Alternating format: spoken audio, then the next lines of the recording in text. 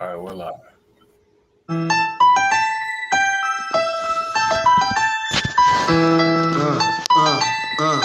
The Democrats don't speak for me. Speak for me. Speak for me. Republicans can't speak for me. Speak for me. Speak for me. A bitch ass nigga can't speak for me. Speak for me. Speak for me. You coon ass niggas can't speak for me. Speak for me. Speak for me. Listen here, this is a fact of life. I be rapping like Nat Turner came back to life. Grab Donald Trump by the pussy, he ain't acting right. I never run from a conflict, I be glad to fight. It's a very cold world that we live in. Somebody please tell Elizabeth you're not an Indian. You just trying to con them people to get the benefit. Just another immigrant, stealing from the Indians. That's some punk ass shit and that's too lame. Now we finna step over to Andrew Yang. And you a sucker, you could never speak for black folks. Fake ass pandemic, trying to get the black vote. The Democrats don't speak for me. Speak for me. Speak for me. Republicans can't speak for me. Speak for me. Speak for me. A bitch ass nigga can't speak for me. Speak for me. Speak for me. You coon ass niggas can't speak for me. Speak for me. Speak for me. You know your boy be high off sativa. Kamala wasn't popping, so we said bye, Felicia. She ain't had a right policy. We ain't trying to meet her. Y'all can take Biden too. Bye. We don't need her. We don't need Roland Martin or that coon Al Sharpton. Didn't need Cory Booker from the start, man. I don't fuck with police and no snitch. You know I'm coming with the heat when I spit it. The Democrats don't speak for me. Speak for me. Speak for me. Republicans can't speak for me. Speak for me. Speak for me. A bitch ass nigga can't speak for me. Speak for me. Speak for me. You coon ass niggas can't speak for me. Speak for me. Speak for me. If you ever go to court and this is your luck, try not to get fucked by Benjamin Crump. I know it's hard. You and go is hard. But who the fuck is Amy Cloak? Put her picture up on the bullseye and start throwing darts. People cut our organs out our bodies, that's a stolen heart. They can't save us from the flood like Noah's Ark. Black lives always matter, we finna go for ours. So then we savages, we don't need to pot the piss. Mike Bloomberg can suck dick with that stop and frisk. You ain't speaking for us, we don't know you. Bernie Sanders, they get your funky ass on too. The Democrats don't speak for me. Speak for me. Speak for me. Republicans can't speak for me. Speak for me. Speak for me. A bitch ass nigga can't speak for me. Speak for me. Speak for me. You coon ass niggas can't speak for me. Speak for me. Speak for me.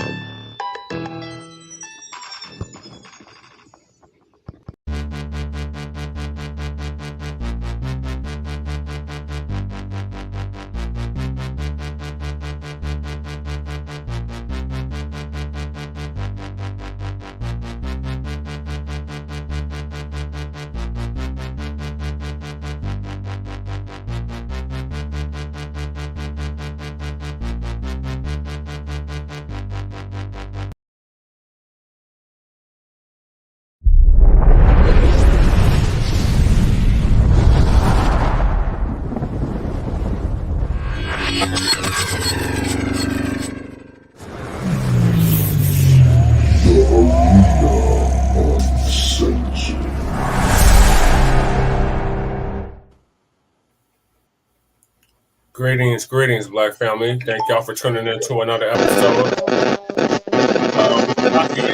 The signal is all bad. That headset got some help. Greetings, Black family.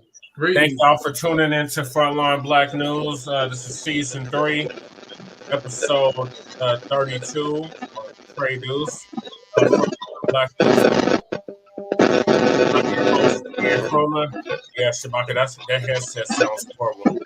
I don't know what it is. Are you on the phone or the computer? You might want to get on the computer. It sounds real bad on the phone. Okay, wait. I'm trying to see. Okay, hold on. See if I can change. Hold on.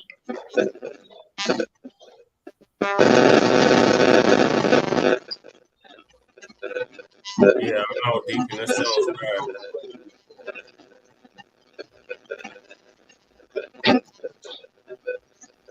We're going to get into it.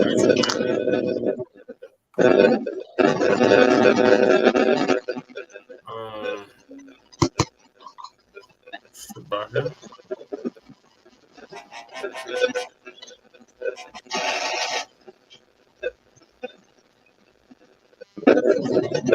this song. Yeah, I gotta put you on mute, Shabaka, because it sounds really bad. Just on mute when you're ready to talk. Sorry about that. So yeah, this is season 3, episode 32, part 2 of the Frontline Black News. I'm your host, Che and Chroma. Lady Che will be joining us here shortly. Are we in the 80s? Yeah, that's what it sounds like, right? No, we're in the 2020s. We're in the rolling 20s. Right. The B1 rolling 20s.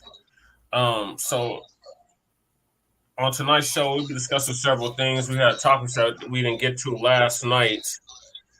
And Lady Che was in the hospital. She is now home. So thank y'all for keeping her in your thoughts and prayers. She is now home. So we're grateful for that. And she'll be joining us here shortly.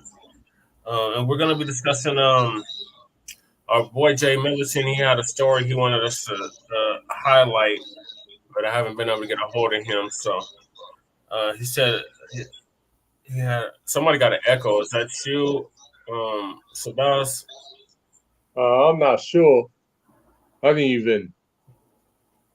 The echo? Yeah. Like I can hear myself in the background. Okay, Shabaka logged off. He'll be back. Okay, so there was a sister named Savannah, I believe her name is, and she's a black mother that's being terrorized. Jay Militant wanted me to highlight, or wanted us to highlight this story, but he hasn't joined us yet. Yeah, they're having issues with the Chrome twin. Some is up with the Google Chrome and StreamYard. It's been acting up for like the past few days. Bronze, Fat Power God, welcome. Okay, so since Jay's not on here, we're gonna move us to the next topic, and that's Shanquella. Robertson's family seeks justice, civil rights, or civil suit against her 6 former friends. Yeah, somebody got a bad echo.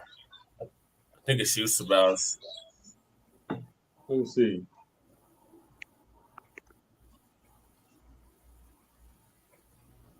Okay, I think it's gone now.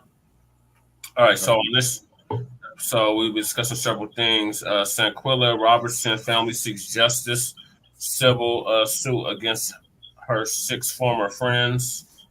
The family is suing her 6 former friends. For those that don't remember, that's the sister that paid for all expenses trip to Mexico.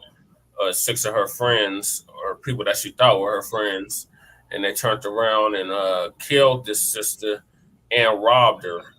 She went out to Mexico with like almost $20,000, and the people that she paid for the trip, they robbed her and killed her. So we're gonna give y'all an update on that, and then we got Daniel Cameron. That's the bastard attorney general that allowed the killer of Breonna Taylor to walk.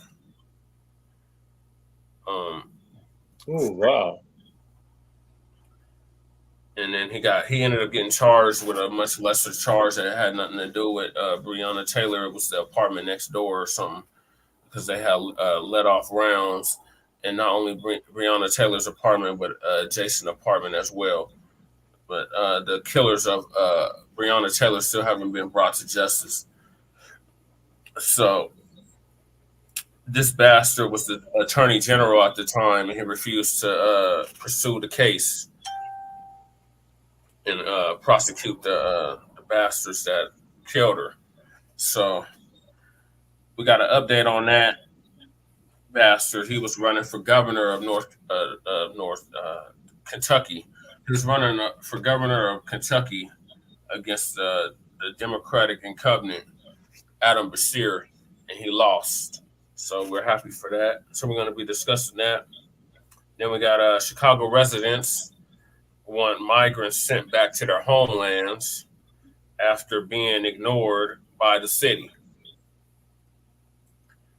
The next topic after that is hip hop legend Tupac Amaru Shakur gets a street named after him in Oakland, California, and a Grammy 27 years, 27 years after his death. And then we got our Unhoused Neighbor News and our Unhoused Neighbor Sweeps.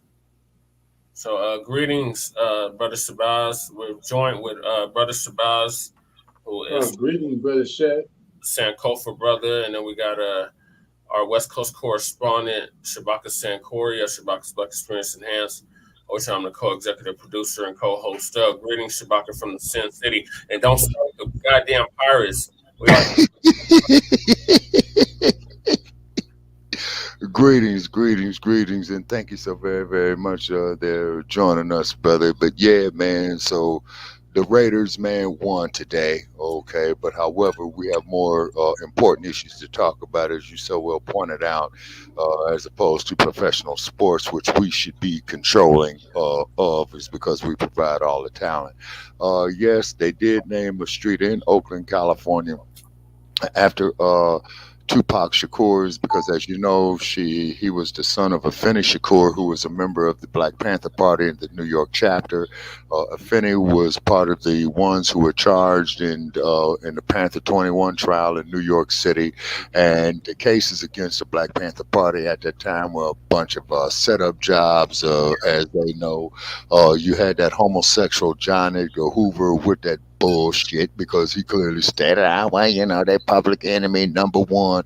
But however, you know what I'm saying, as long as we standing there being killed and bashed upside the head talking about that we got a dream, then we're okay.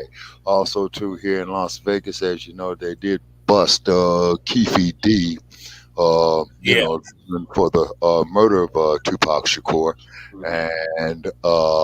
And from what I understand, is that he was put up to it by his uncle, and I think he's going to be a guest of the state of Nevada for quite a long time.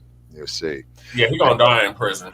Yeah. Oh, yeah. And then keep in mind, Nevada is not exactly a friendly state, the people of our heritage and what have you. So most definitely as I travel here, man, particularly in the rural parts, I'm extra careful.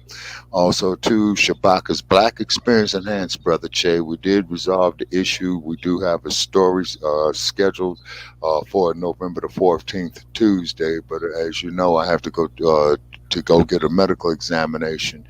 If you are able to host it, that there would be beautiful. But if not, man, just go on and cancel it.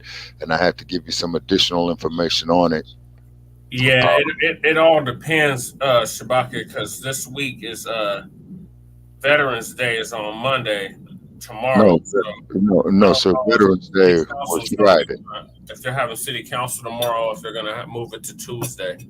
Oh, wait a minute. Okay, hold it a second. Yeah, Veterans Day itself was Friday and Saturday, right? Yeah, and then of course, they switched the holidays where they put them on the next Monday or the closest Monday to it or some BS like that. Yeah. And also, too, for this Veterans Day, I want to sit up there and say, for those in the Black community, are you going to remember the Black Panthers? Are you going to remember those that made the ultimate sacrifice with the Black Liberation Army as well, too? It's because there was veterans as well, too.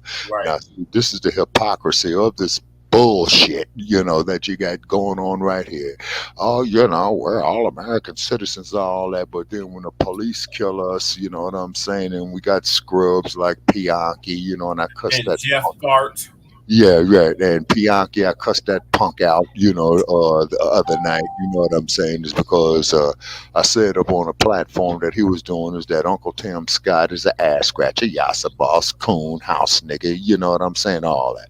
Oh, man, you don't talk about Tim Scott like that. So this here went to prove what an ignorant... Fuck Tim Scott. Exactly. Now, as Brother Malcolm had said, the syndrome of boss we sick. So this is what this dude Bianchi suffers from. Okay. Now, the only thing I respect about Bianchi is that he did drop the slave name of the raping, slave trading pedophile that violated his family. He didn't drop the mentality though. That's the sad part. That's the sad what good is part. dropping a slave name if you still gonna keep a slave mind? Exactly. No, brother Che, no, that's 100% on point right there, man. And I'm still trying to figure out this StreamYard mumble jumble right here, man. You know what I'm saying? It's We're because gonna get it together, Shabaka, but we gotta yes, sir. tend to. So Yes, sir. Jay does come on. I'll let him discuss this topic that he wanted to discuss. Oh, absolutely. So I'm gonna start us off with Shanquella, the sister that got killed in Mexico. Yes, sir. Last year, and we did a show on her. I believe it was in our second season. Okay. Yeah, where they had beat her and dragged her and put it up there on video and stuff. Yeah. Yeah, man. And then they robbed her. Oh man, and she took them on a trip. Yep. That's terrible. Oh, these are our own people. I know it's the mindset, brother. It's the mindset, and what has happened is, man, brother Che, from my generation to your generation, man, is the self hatred is turning into like a cancer. She was a beautiful sister. She had her own business. She was moving up, and these haters, I hate saying this, they had that crab in the barrel mentality. Yes, sir. And yes, sir. That has to be dealt with as well. Oh, absolutely.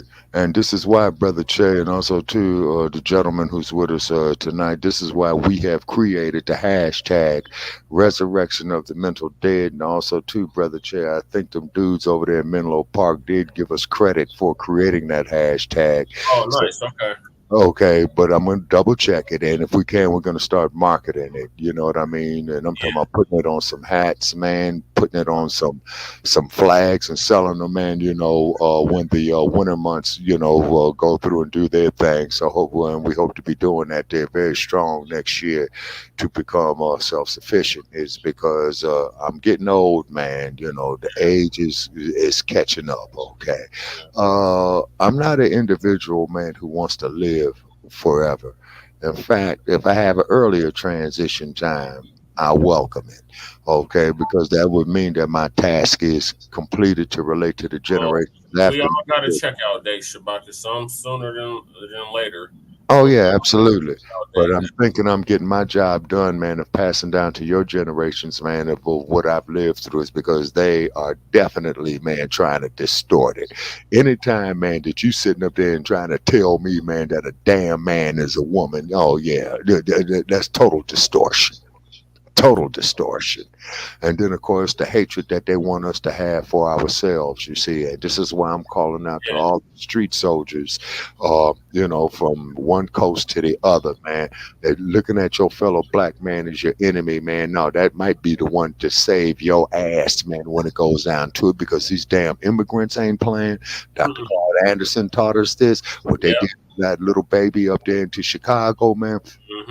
For those immigrants making kiss my ass, okay? Right. They can hold their own nuts like we've been for the past 4 years. Yes, sir. And excuse my language, but I'm just making it plain. You know what I'm saying? And I will say, okay, you immigrants, okay, your situation is not our situation.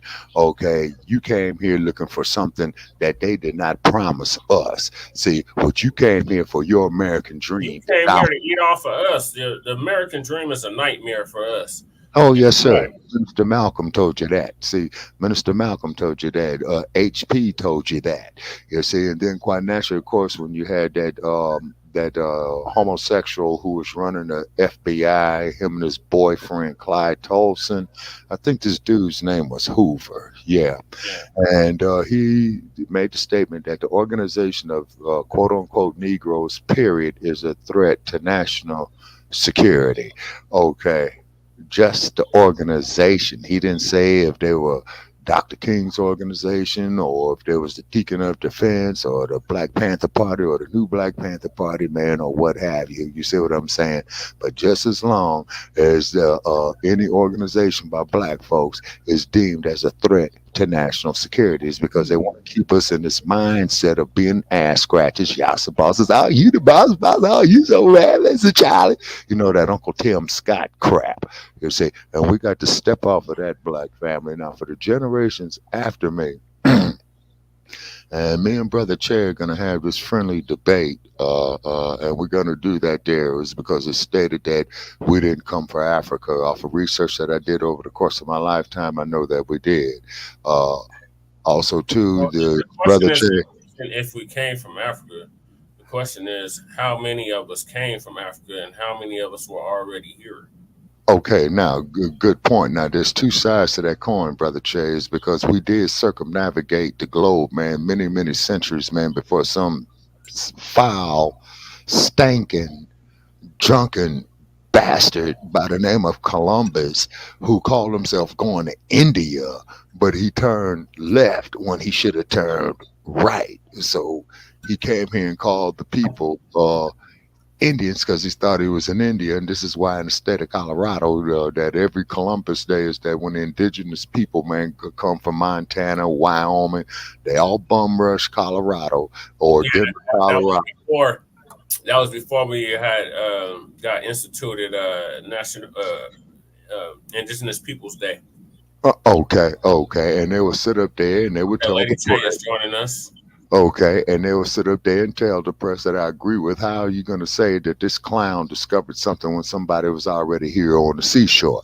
Just like Mama Africa had stated, is that in Azania, and we all know who Mama Africa is, that had stated that the white man would tell you it does not exist until he discovered it. And I'm just paraphrasing her, not quoting her. Well, it doesn't exist until he discovered it. And then the white boy will come down there, well, I discovered this, and poof, now you exist, which is ridiculous. You see, so idiots like Tim Scott, ass scratchers like Bianchi, bums like Donald Duck Trump, and when I say the dump, I mean the dump as in human shit, and I want to make that perfectly clear. Black Son isn't gonna like that, Shabaki. You know, Black Son is an avid Trump supporter. Okay, well, that's his business. You know what I'm saying? That man, has a right to feel the way he wants to, but I'm just going from my observation, and I hope he respects the way I feel. But any dude that will go up there and pay something like Stormy Daniels $200,000, man, I mean, come on. You have to pay more than that. You have to pay $500,000. Well, that's why they call them tricks. Moving right along. Okay. Right. So much for my introduction. Yes, sir. Go right ahead. So shout out to Lisa Cabrera. She did an update story on the sister Shanquella Robinson that was killed in Mexico after taking her friends, quote unquote, her friends, on a trip, and they robbed her and killed her. So now her family is seeking justice. They have a civil suit against the 6 former friends. And now here's someone I have not spoken about in quite a few months now. We know about her tragic end in Mexico and how nobody has been extradited. Nobody out here fighting for justice, and rightfully so. I don't blame them. I certainly understand. Shanquella Robinson's family Oh, I'm sorry. Before we start the video, Lady Che, would you like to introduce yourself and tell the people how you're doing? Y'all should already know that it's me, co-host. I'm at the hospital. I'm feeling a lot better. See all the swelling that went out of my face. Sorry it took me so long, but like we're trying to do this, do some co-functioning over here now, so it's kind of like working it out. So I was busy for a second. Anyway, sorry I'm late. But I'm back. So the swelling went out. I got a lot of things to work on, but I dropped like 20 pounds of water. So like 2 days. So it's that's good. It started coming out of my face. Still got like a little bit more, but they did a lot of work. So then I'm feeling alright. I'm home, so Let's get this show on the road. Thank you, Deacon. See you. I see you out there. Um, let's get this show on the road. Let's catch this update. And I'm glad. Thank you for joining us, brother Shabazz. Um, Hey, no and I problem. always see you, Shabaka. I saw the win. I saw the Oh win. my God. Stop Hey it. Y'all gonna see a win man, tomorrow. yeah, Y'all gonna see a real game tomorrow. Okay, well, see, I that's saw the what win. happens We'll when you see what make. happens. You know what I mean? This is what But happens when you make somebody got to two stand with personnel Shabaka, man. changes. You always just terrorizing everybody. Somebody got to say we got to Yeah, stand with Shabaka surrounded sometimes. by Bronco country. You damn Skippy. Man, God pony, damn it, Lady you Shay. need to go eat more oats, What? man. Them oats is gonna make us the strongest and fastest horses in the world. Now give it back to Simple. Damn it, lady chick. All right. Let's get back to the show. I'm sorry. Not To sorry. file civil suit against her 6 former friends. So, as previously reported, Robinson arrived, and we know she went to Cobo. She went to a resort with her friends, and it was her birthday. That's what she was celebrating with her friends, which she thought were her friends. The next day, she was found at the rental property dead. And we saw the videotape that was circulating around of her getting beaten. And I mean, what a tragedy Yeah. this whole thing has been, especially for her family. So there is a lawsuit on the behalf of the family. Yeah. Robinson's death made headlines. We all saw how big this story blew up back in 2022. In fact, it was like around this time Mm-hmm. in 2022 when she was killed. Yep. It was around this very Drop the time. banner so everybody can see us. So Robinson's death made Well, headlines after yeah. a 20-second video showed her being attacked. And it went viral on social media. The woman who allegedly beat her, um, she has never, ever been brought to justice. And I know how hard it's got to be for her family because I listened to an interview probably back in 2022, and her family was saying they see people walking around all the time that were her alleged friends, and they're just out and about living life, and they see them and run into them all the time, and I know that's got to be hard. So the video on Robinson's death was investigated by the FBI and authorities in Mexico. A report by the Mexican authorities said Robinson might have been alive for hours and received care before her death. So, additionally, the people she traveled with told the doctor that Robinson should be cared for in the house instead of the hospital. Her father, Bernard Robinson, said that the friends told the family that Shanquella died from alcohol poisoning. Yeah, I remember that. Yeah. That's what the I doctor remember Yeah, said. that. yeah. Still, an autopsy report released last November said she died from a severe spinal cord injury. Mm-hmm. Um, wow. Meaning there was excessive movement presented in the first vertebra in the neck. Mm-hmm. So, in April of 2023, federal prosecutors in the United States announced that they will not pursue charges in Robinson's death, citing a lack of evidence. Now, you got a videotape and you're insulting us and telling us there's a lack of evidence when there is a video of her being beaten. Mm-hmm. So, Sue Ann Robinson said the family is motivated by her legacy to fight for justice. She did not disclose when the civil suit will be filed, but has already traveled to Mexico to get some of their investigation files. So there will be no extradition. And I think that was the last story I did where they were not going to extradite anybody back to Mexico. And the federal prosecutors pretty much said they weren't going to pursue it any further. And of course, the family is just not accepting that. And I can't say I don't blame them. Right. They want to continue to pursue it and bring the people that she traveled with to Mexico to justice. Hmm. And I have to say, I don't blame this family at all. That's got to be such a difficult thing. Right. You put your daughter to rest when she should have returned back alive Right. from a vacation, you know?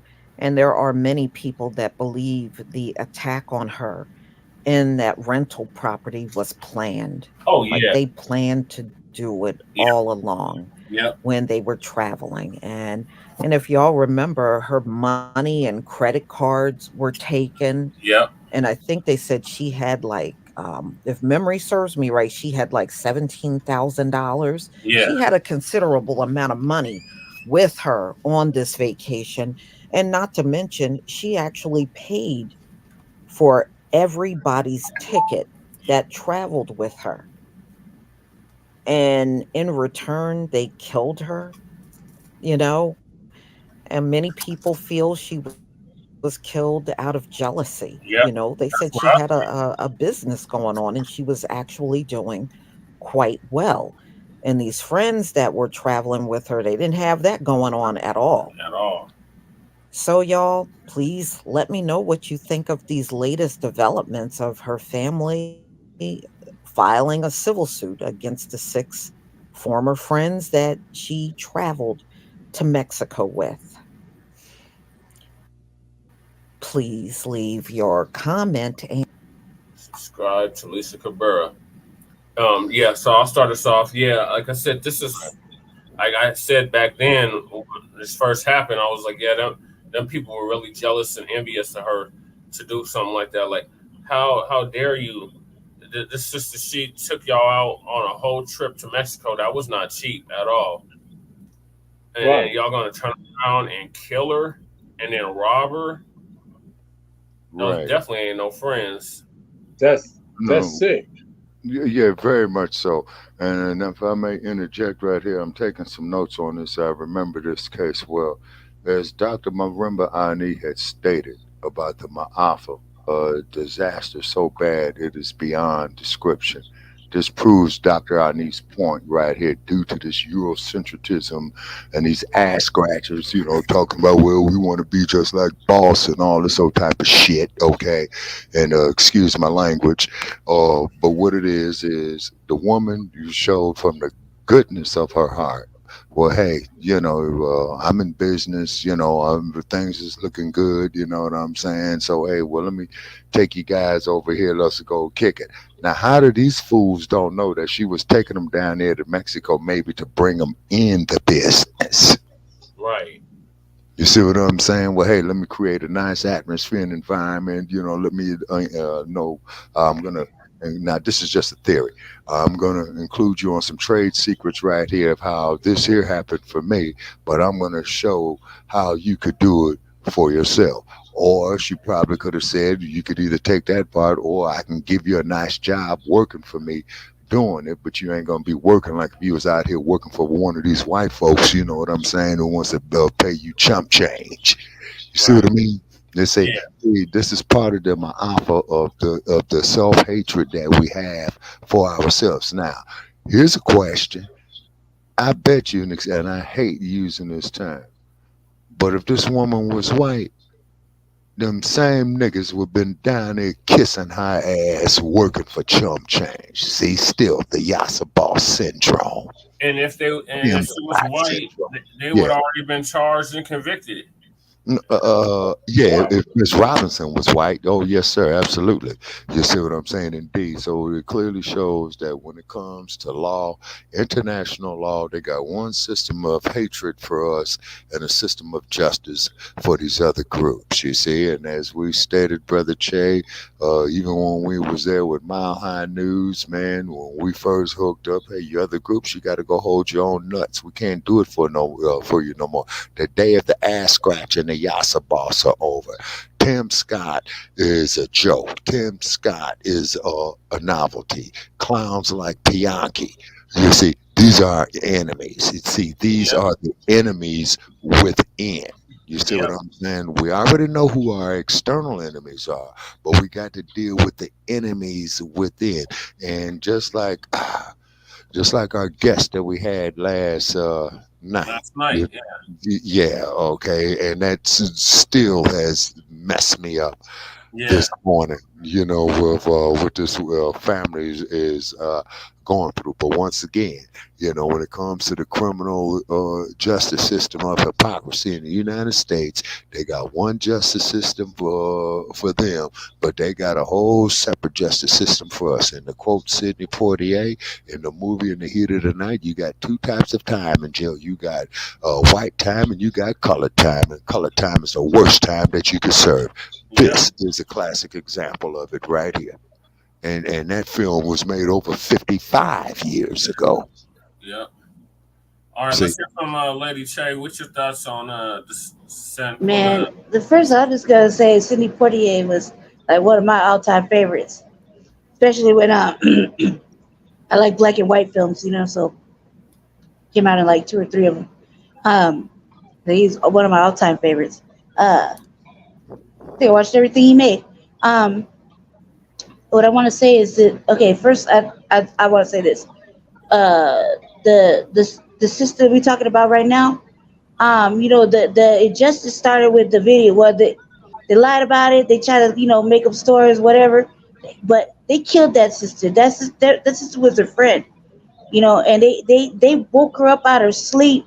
If I remember correctly, she was sleeping in little to no clothes, and they jumped on her and Yeah. beat her. They messed her all up and ended up killing her, right, and leaving her there. Um, and it was a big traumatic thing, for the parents, and for them not to serve no justice, even though they from the United States. So, surely they got to serve justice for killing somebody, their friend from the United States. Not only that, but that person, like for example, I got a sister that when she got a good job or whatever, she don't mind give me a little bread, a little change, right? Mhm. If she know I got it, she do it, but I don't ask for it or whatever. But when I got it, I do the same. You know what I mean? I don't really give a damn about no damn money. But if Yeah. she invited me somewhere, right? She know in the back of her mind, I don't got it like her. Mhm. So if she want company to come with her, she already know what she gonna end up having to do, right? That's just off top. That's like something that don't even need to be said, right? Just like me, if I just want somebody to come and I know my family ain't got it, but I don't even make no mention of it. I just take care of it and say, come Mhm. on, you know what I mean? That's just the way this the way it is sometimes. Well, so that's what I think happened. Well, they was envious, this jealous, whoever was doing old girl dirty like that. They did something to her, and yeah, they should suffer the consequences. Not only should they I suffer the agree. consequences, but you got to make amends to this girl's family. You Yeah. can't just be walking around going to the Walmart and see your mama and not say, not do nothing, not say nothing, not contribute to the family in some way, shape, or form because you done took something from them. You just smiling around, mobbing and driving the highway, going to the grocery store, shopping, hitting the hair store, doing you just running into places where you can see the mother or father or whoever. That's just wrong. Yeah. That's wrong all in itself. Like you couldn't go nowhere else. Right. And not only that, but don't you feel guilty like you done took your friend off the map? That's when you know that that kind of low. There's no moral compass right there. Hmm. That those people have no morals. They have no internal moral compass to know their own right from wrong. They're just gonna continue to live life and be around their family while they took somebody else from theirs unnecessarily. I mean, I'm sure if I'm sure the way they made old girl sound. If she had it, she would have gave it to him. If she Yeah. had it, she would have worked with them to get it. It didn't Right. seem like she was like selfish or mean Sting. spirited. Yeah. See what I'm saying? So I feel like I feel like this some shit in another time when crimes don't get solved and all the evidence is there and they don't want to persecute. Okay, well, see, that's just it. Though they're saying is that with that case happening in Mexico, it's under their jurisdiction Hmm. to pursue it, and then too is that they had left Mexico, so they didn't hold them or prevent them from leaving the nation of Mexico. But at the same token, But they is can't get charged there for the United States. yeah, no, they can't. Is because it happened in another place. But supposedly, I noticed that some countries they would have that where they would extradite them and stuff Yeah. like that. So I don't think Yeah, they have. they've been taking people back and forth from United States to Mexico. So there's got to be some other elements. I mean, if you from California, you commit a crime in Mexico, they're gonna get you in California and bring you back to Mexico. Oh, well, Or if that is you're hiding true. out in the United Right. States, if you did something in the Mexico, you did something in the United States, you hiding out in Mexico, they don't give a damn. They're gonna give you up and transfer you right back up here. Okay, It's or on the state dime or whatever.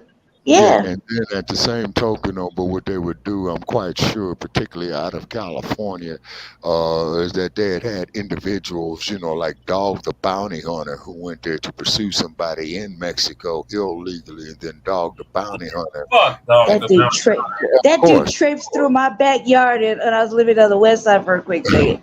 Before I got uh, sick. He traipsed right through the yard with a whole bunch of teas looking for stolen vehicles. Hand to crap. Hand to Allah. Hand to Allah. I swear to you. Hand to Allah. When I got sick with my heart. I was hiding out because I saw the teas late at night. I was just like, oh my God. Like be hide out in my little shack, you know what I mean?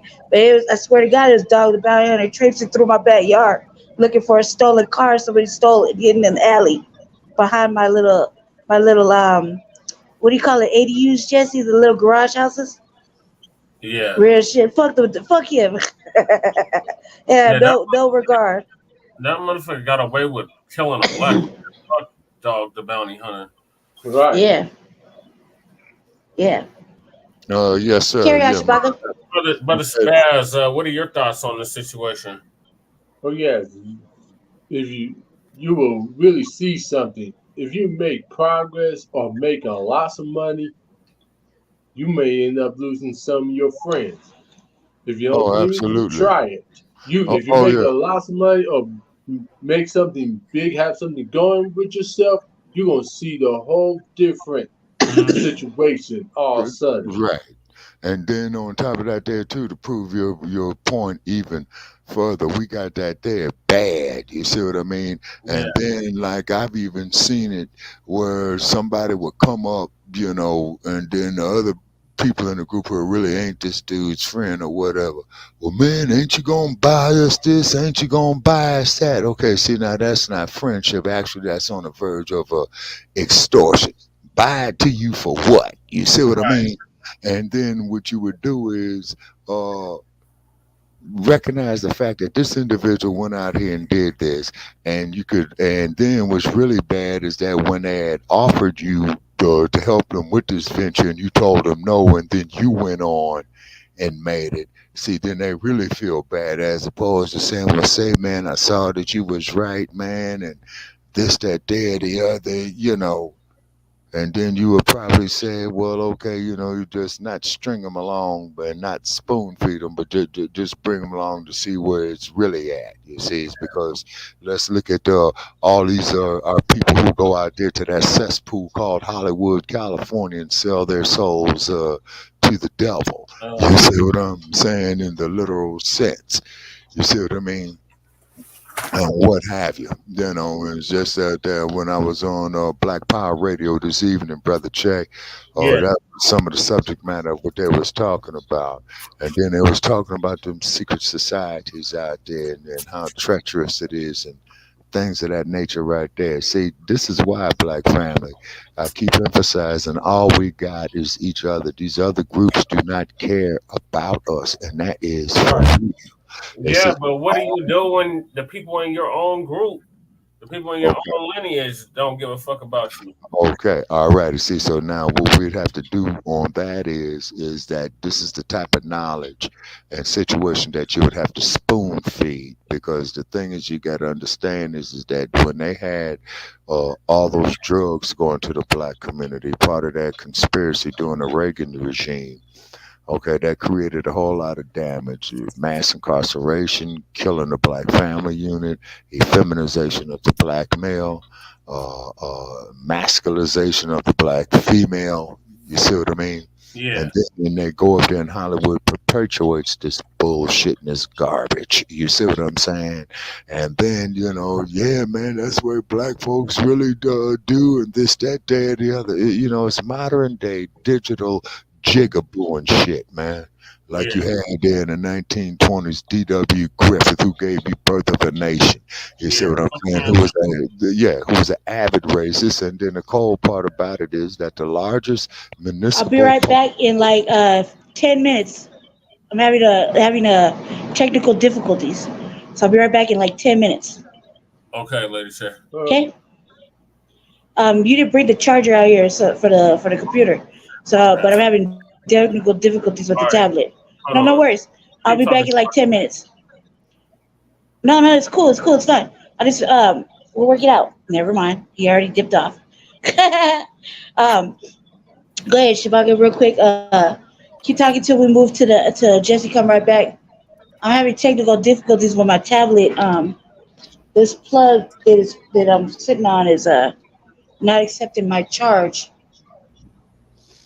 Okay. All righty. Yeah. So So Jesse, just therefore, I got the laptop out here. I'm in the living room. okay. All right. So D.W. Griffith, who they have Griffith Park named after in Los Angeles, was a movie director in early Hollywood. And early Hollywood is during the silent film era, 1912, 1915, all the way up until 1927, I believe, when they started the talkies. And Birth of a Nation, as you know, Brother Shabazz, was the film showing black people in the U.S. Congress, looking slave-minded, looking like buckwheat and stymie, like off that Little Rascals type of garbage. And he was doing a lot to shatter the image of black people, black men, uh, in particular. And they did this garbage all the way up, man, to the early 50s, I believe. Kingfish, Amos and Andy, Rochester, Yazzie Boss, and all that type of crap. Yeah, West Side Rider in the building. Okay, huh? Oh, West Side Rider. Hey, oh, okay, peace to him. So, therefore, is that they took it off to in the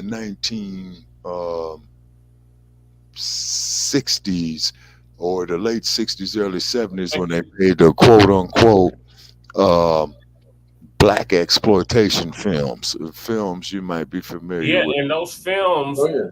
saved Hollywood. Oh, Hollywood was on exactly. the brink of annihilation. Oh, yes, sir. And it was a genre Exploitation. Yeah, go of ahead. yeah, and it was a genre of film of which they was perpetuating prostitution, drugs, and self-hatred. You see what I'm saying? And actors who was off of that crap were like Antonio Fargas, Max Julian, Roger Lee Mosley. Yeah, Let me see, Pam Grier, and then of Richard course, Roundtree. yeah, Richard Roundtree and Ron O'Neal. Now, one thing I will say about the Shaft movies, I would say that it wasn't too derogatory, man, as Superfly Or was. the Mac. or the Mac, okay, is because Shaft, he was the private detective, and he was hired by the mob boss, black mob boss named Bumpy Jonas, and of course, put the dots together with Bumpy Johnson. Yep. You see what I Yep. mean? Okay, to find his daughter, and he was going up against the mob. Okay, great, beautiful. But then Max Julian comes out here with the Mac, and then Carol Speed, who played Lulu in the movie. Okay, she was like his number one girl, and so she's training the other girls up under her. But there's a Deacon scene. said you like those movies. See, a lot of us do like those movies, and that's what Okay, I could be getting at. Like, okay. Now, as Deacon of reality is saying he likes those movies, but there was a scene where Carol Speed came up to Max Julian over there on the corner of 27th and San Pablo in Oakland because the movie The Mac was made in Panthertown in Oakland, California. yep. And she says, Goldie, the trick stole my money, blah, blah, blah, blah, blah, blah, blah. And then Mm-hmm. he goes on here and calls her a couple of B words. expletives and says, just go get my money. You see what I mean? Mm-hmm. And what it is, man, okay, if we're gonna have that, man, how come you can't do something strong for the community? Why we gotta degrade our own, you see? And then look at this here, because you got little girls in the black community that's coming up that's gonna be mothers and stuff like this. And then on top of it, I'm not crumb bumming on no brother's hustle, but you sitting up there telling me, man, you dependent on women to bring your sorry ass some money. You know Yeah. what I'm saying? I know I'm putting it out there. So your sorry ass is sitting up there depending on a woman to bring you some money because you was a pimp.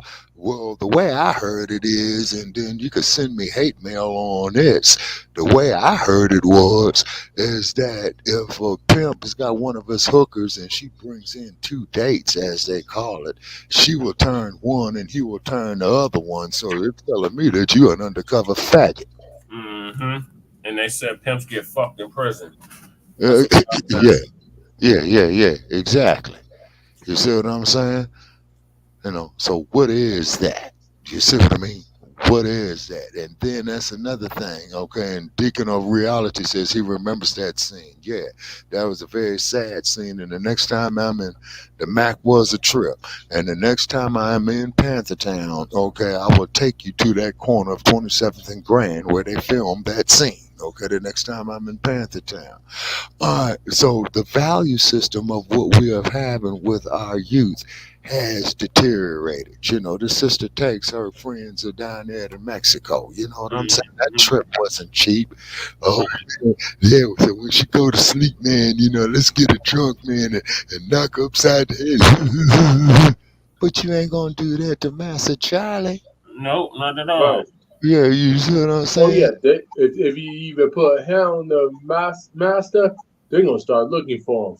Oh, You yes, have him sir. for assault charge. Yeah. All that, man, all that, brother. You know that. You see, and then when you go out there to Los Angeles, California, Hollywood, and they say, nigga, put on here these women's clothes, you'll put them on. And this is a show that came on and listen to the playback, brother Che. I was on Black Power Radio earlier this evening. Yeah, the Ward brothers, Willie Ward, Frank Ward, Roosevelt Ward, yeah. And the movie was dedicated to Frank Ward. And the way that I heard what happened with Mr. Ward is that he tried to move his operation down there to Los Angeles and they shut him down. You Mm-hmm. see what I mean? Okay. So yeah, he's right about the Ward brothers, you see, and the film was dedicated to the memory of Frank Ward, a man. You see what I'm saying? And then of course, the dude who played uh, Pretty Tony, his name was Richard Anthony Williams, a very very good actor, and that there was the start of his career, and, Mm-hmm. and of course, Richard Pryor was in it before he got all messed up. And then the white cops, one was played by a dude by the name of Don Gordon, and Don Gordon was a character actor. He played on a couple of episodes of The Twilight Zone. He played in a couple of the super nigga movies, as they used to call him at that time, with Jim Brown. You know what I mean? Okay, and he was the road cop. But then the brother who passed away recently, Roger Lee Mosley, who used to be on a TV series called Magnum PI, he was the brother of Goldie, and he was pushing the RBG line. You see Yep. Yep, I remember. Yeah, and he was saying, "Man, you just don't get it, do you, man? Yeah, you just don't get it. Yeah, how I we remember that scene of him and Goldie in the restaurant. What was that? Yeah, no, they were sitting in the park. Was it the park? I thought they were in the restaurant, and he told them that too. Okay, I think they had a scene in the restaurant and in the park. Okay, and then the story of how the movie was made is very interesting. Okay, Deacon of Reality, it was filmed in Panthertown. Okay, and I'm going to take you do a live feed the next time I'm up there. Can I exactly say when? It will probably be after the winter lifts up a little bit, and I will go up through there. Okay, but so then they started that genre, as Cicely Tyson has stated in her autobiography, Just As I Am, when she was doing Sounder. And Sounder, to me, was the only positive black movie at that time, because they made Sounder the same year they made Lady Sings the Blues, so that was 1972. And I was also the same year that Paramount Pictures made the first Godfather. You see what I mean? Okay, but Sounder was real good, but then there was a movie that made a guy by the name of Fred Williamson, who was a football player, that got his name out there with that. It was, now y'all gonna love this name. It was called The Legend of Nigga Charlie. Oh yeah, I remember that. Okay, excuse the expression. You see what I'm saying? And it was something about that. Yeah, Deacon says, "You know your stuff." He said, "Exactly, Shabaka." Yeah. Oh yeah. We got to wrap this topic up because we got. Yeah, we got a few more to go. Yeah, and I can only stay an hour tonight because I got to get some rest, because I got to start preparing for these medical exams. Okay. And so moving on with that, and the only thing I can say about Oakland, California, of course, we know was the birthplace of a certain organization that had chapters all over the U.S., even one there in Denver. Yes, sir. Yes. My pops is one of the founders of it.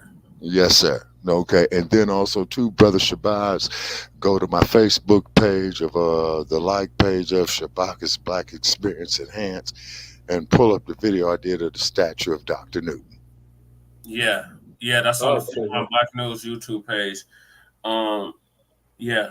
So, okay, everybody said their thoughts on this. So, thoughts and prayers go out to the family of Shanquella Robinson for y'all getting justice that y'all so rightfully deserve. And saying that you got to keep your friends closer than you got to keep your enemies. Right. These are not enemies; these are straight up enemies. Oh, straight out, with lies and deceit. You see what I'm saying? And another thing, there was a song made in the year 1972 called "They Smile in Your Face." Exactly. These are backstabbers. Yes. 1972 by the OJs. You know what I'm saying? And then of course, as we know, that Eddie Levert. From what I understand, Brother Jay, correct me if I'm wrong, I got an unconfirmed report that he had transitioned shortly around the time Richard Roundtree did. I haven't confirmed it, but I believe you're correct. Okay, because we do know his son, Levert, had passed away at the age of 40, about 10, 15 years ago. Yeah. Wow. Yeah, and I know that they pretty much had messed him up. You know what I'm saying? Mm-hmm. Very sad, when parents lose children. Very sad. Right, because it messes up the whole order of things. The kids are supposed to bury the parents, not the parents burying the kids. Right, and then Denzel Washington had made a movie called John Q. Yes. His son had needed an operation, and he sold everything that he had. Yeah, he needed a heart. He needed a heart transplant. Right. And so he had went out there and said that my son is not going to bury, he says, I will not bury my son. My son is supposed to bury me. You see what I'm saying? See, but they don't want to have films like that where you got strong black men doing for the No, never that. Yeah, They didn't give him an Oscar for that, but they gave him an Oscar for goddamn Training Day. yeah, being a rogue ass cop. That was Lucy. Right. Yeah. They give him an Oscar for being Malcolm X. Yeah, but you're gonna give him an Oscar for being a rogue cop. Yeah. In Training Day. You see what I'm saying? Wow. Yeah. Oh yeah. See, so this is why you will hear me online. This is why you hear me, on the podcast of Shabaka's Black Experience. Yeah, John Q was a great movie. Yeah, it was. And this is why you would always hear me say F Hollywood. You see what I'm saying? Because I grew up. Burn Hollywood, burn. Y'all remember that song? Yeah. Public Enemy. Burn. Yes, sir. Planet. I still got the CD. Yes. Oh, okay, yeah. Fear of a Black Planet, and this is what they're in fear of. See, this is why they want to keep our men folk incarcerated and effeminized, going around wearing a dress, brain dead fools like that. Junior. I heard they got Billy Porter guest hosting or judging the goddamn Dancing with the Stars now. Oh, well, he went broke, man. I think his gay lover put him down or cut him off or some shit, man. You know what I'm saying? He got cut off.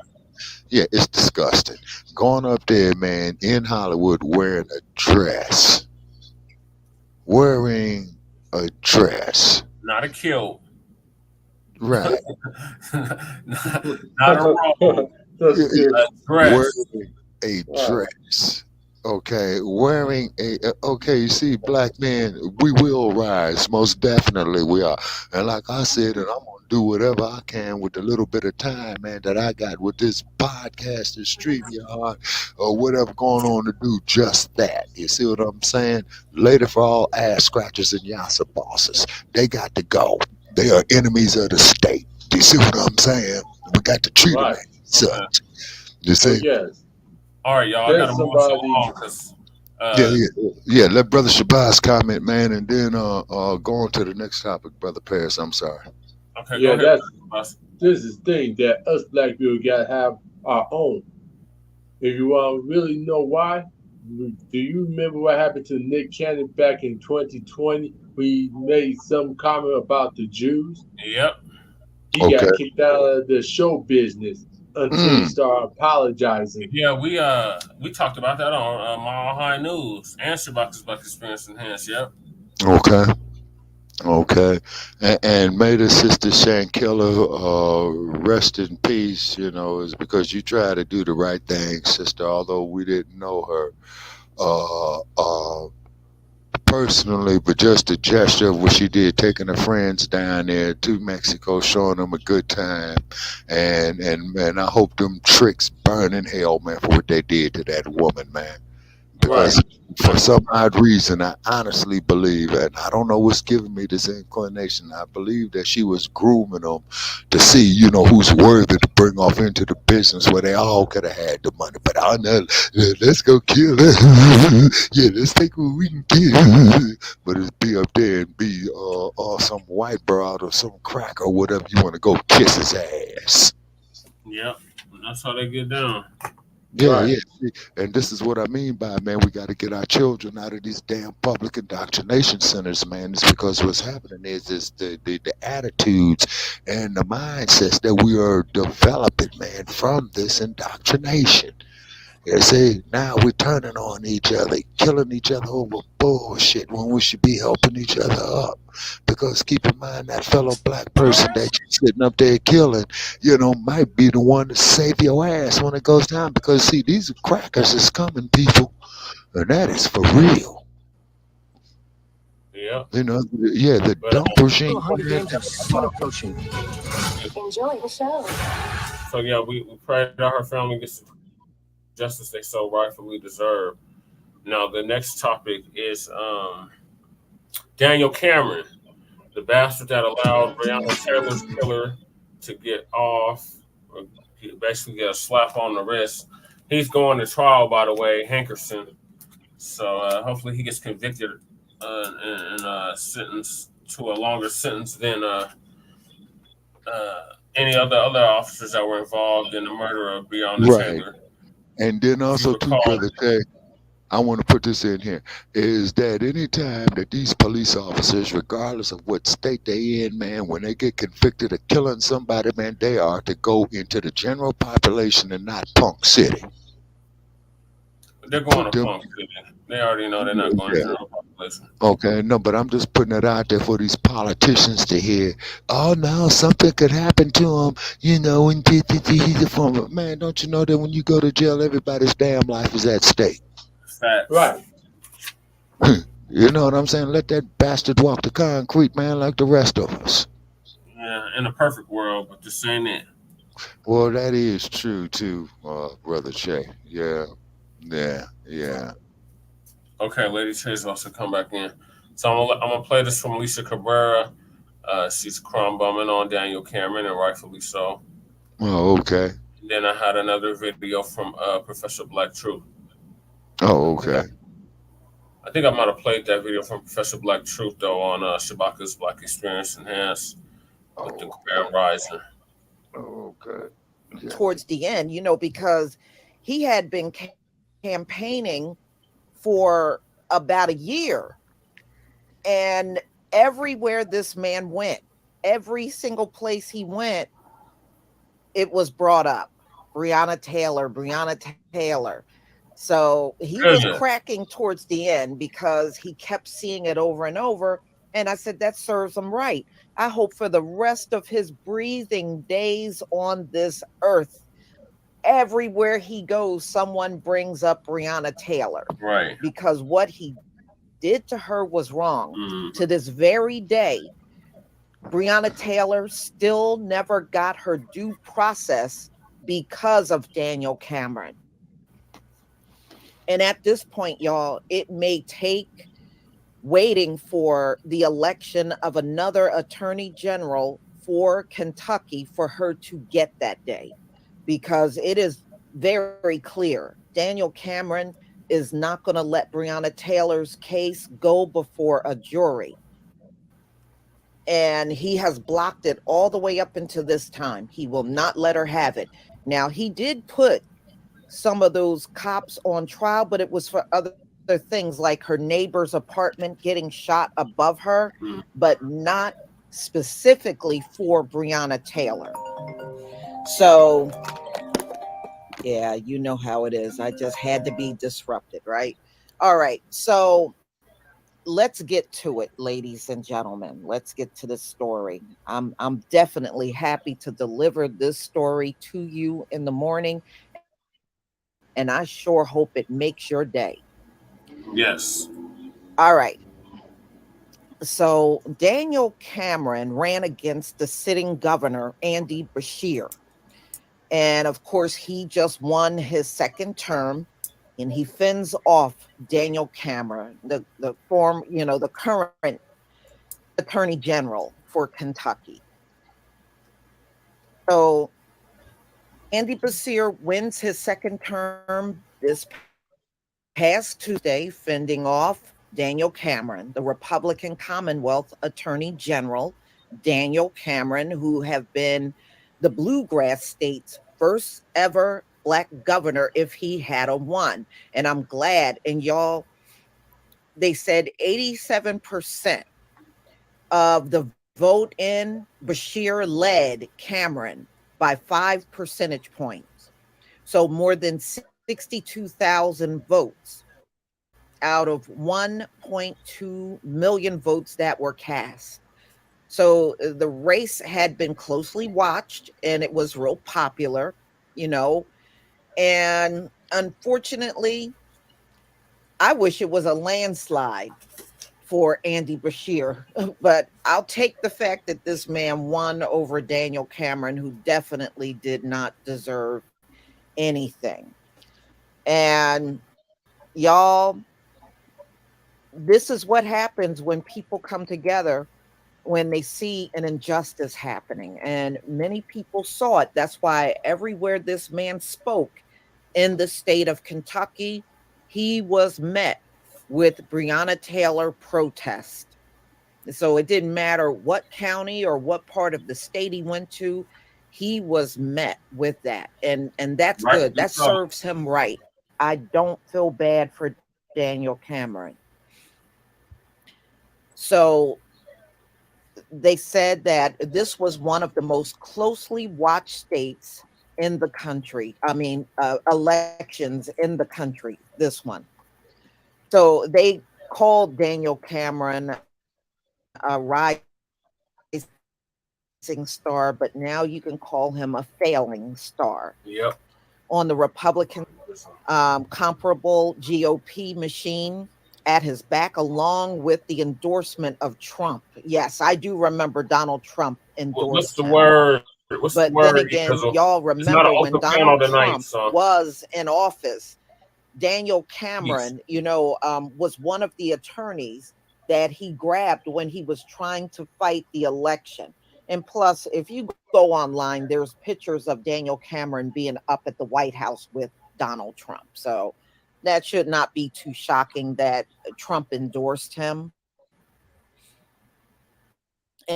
And in fact, Trump on his social media platform, Truth Social, had went out on Tuesday and he urged people to cast a vote for Daniel Cameron for governor.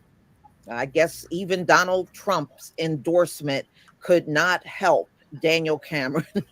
Good. All right. They do the incredible. Help save lives. I'm So sorry, can I'm you. on Lady Your Change CSL plasma donation can help create 24 thing. I life-saving usually have medicine. an ad Be blocker rewarded up. for your generosity. Yeah, Help I save apologize. so man. many lives. Yeah, Donate we at ain't trying to CSL promote Plasma none of today. that garbage, man. None of that. None of that. Yeah, So Is the door closed? Cameron on the issue, the A I issue, gotta put the ad blocker. Roe v. Wade, Is the door he closed? was backing that. Huh? Did you close the door? Yes. Why? It's echoing. I'm going on mute. You can come.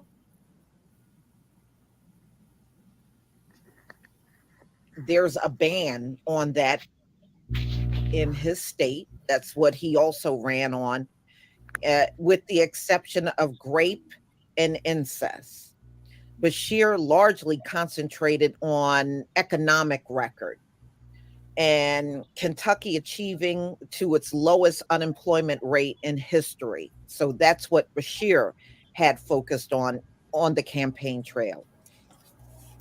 While Daniel Cameron ripped Bashir for his more liberal maneuvers as governor, such as vetoing legislation prohibiting transgender women from playing on sports teams. So this is what Daniel Cameron went after. Well, okay, whatever.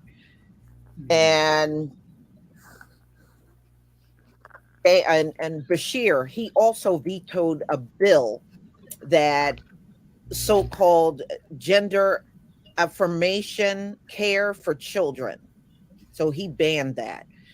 Well, it looks like no matter what Daniel Cameron ran on, he lost. I guess all those butter biscuits that he's been stacking up just didn't pay off at all at the end of the day. So he is still, unfortunately, the attorney general for Kentucky, but he certainly will not be governor. How you doing, LVZ? I'm gonna have to come over to your live and hear what you got to say about this.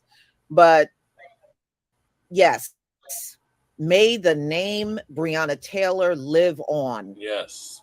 May it live on. May Daniel Cameron, when he gets into his 70s and 80s, I hope everybody that he's living around will constantly say Breonna Taylor's name every time they see him.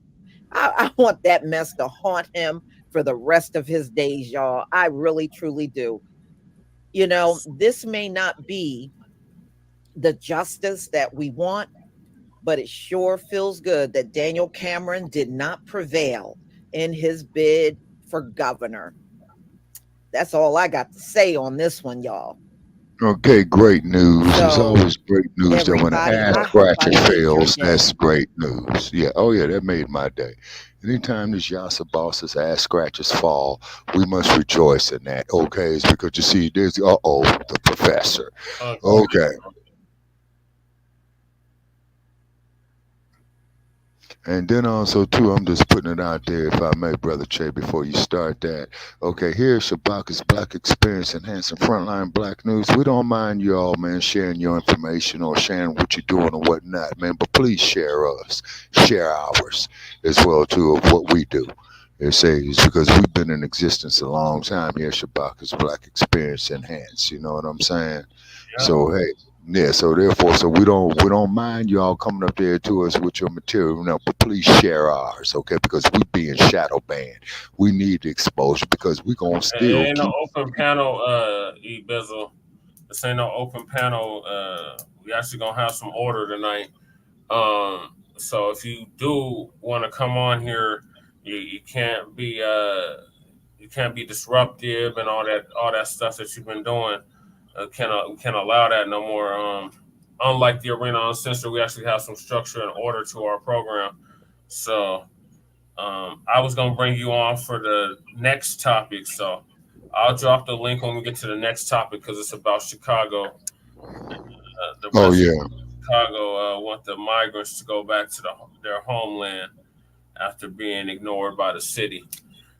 Okay. Oh man, them migrants can go get flushed down the toilet for all I care, man. But they're going up there attacking that black girl in Chicago, man. No, them migrants can kiss my ass. Right. Okay. So I'm gonna play Professor Black Truth now, unless Brother Shabazz or Lady Che has something to say on what Lisa Cabrera was saying. Okay. Speak. Nah, I'm good. Okay. But yeah, no, I'm good. Okay. Family and fellow soldiers, I'm the professor, and this is the moment of truth. Well, all that for nothing, or rather, all that for a nothing, which is what Daniel Cameron is. His pathetic campaign to become governor of Kentucky has predictably failed. Daniel Cameron is a piece of trash, a liar, and a criminal. He lied to the grand jury about Breonna Taylor's murder, and he did everything he could to stop them from telling the public the lies that he had told them. This worm is a walking example of why one should never underestimate the power of one's own stupidity. He's a fool, though that's not to say he's a harmless fool. He went out of his way to make it clear that his office was dedicated to making sure black people could be killed with impunity. And I'm pretty convinced that the crimes he committed in covering for the murder of Breonna Taylor played more than a little part this week to become governor. During the governor's campaign, one of the white-funded, allegedly black political action committees put out ads saying that Daniel Cameron was skinfolk, but not kinfolk. Those were the words they used. And this ad also reminded people of the part that he played in helping Breonna Taylor's murder go unpunished. I had told you then that that was his entire MO. He was hoping to climb over a mountain of murdered black people as his ladder to higher office.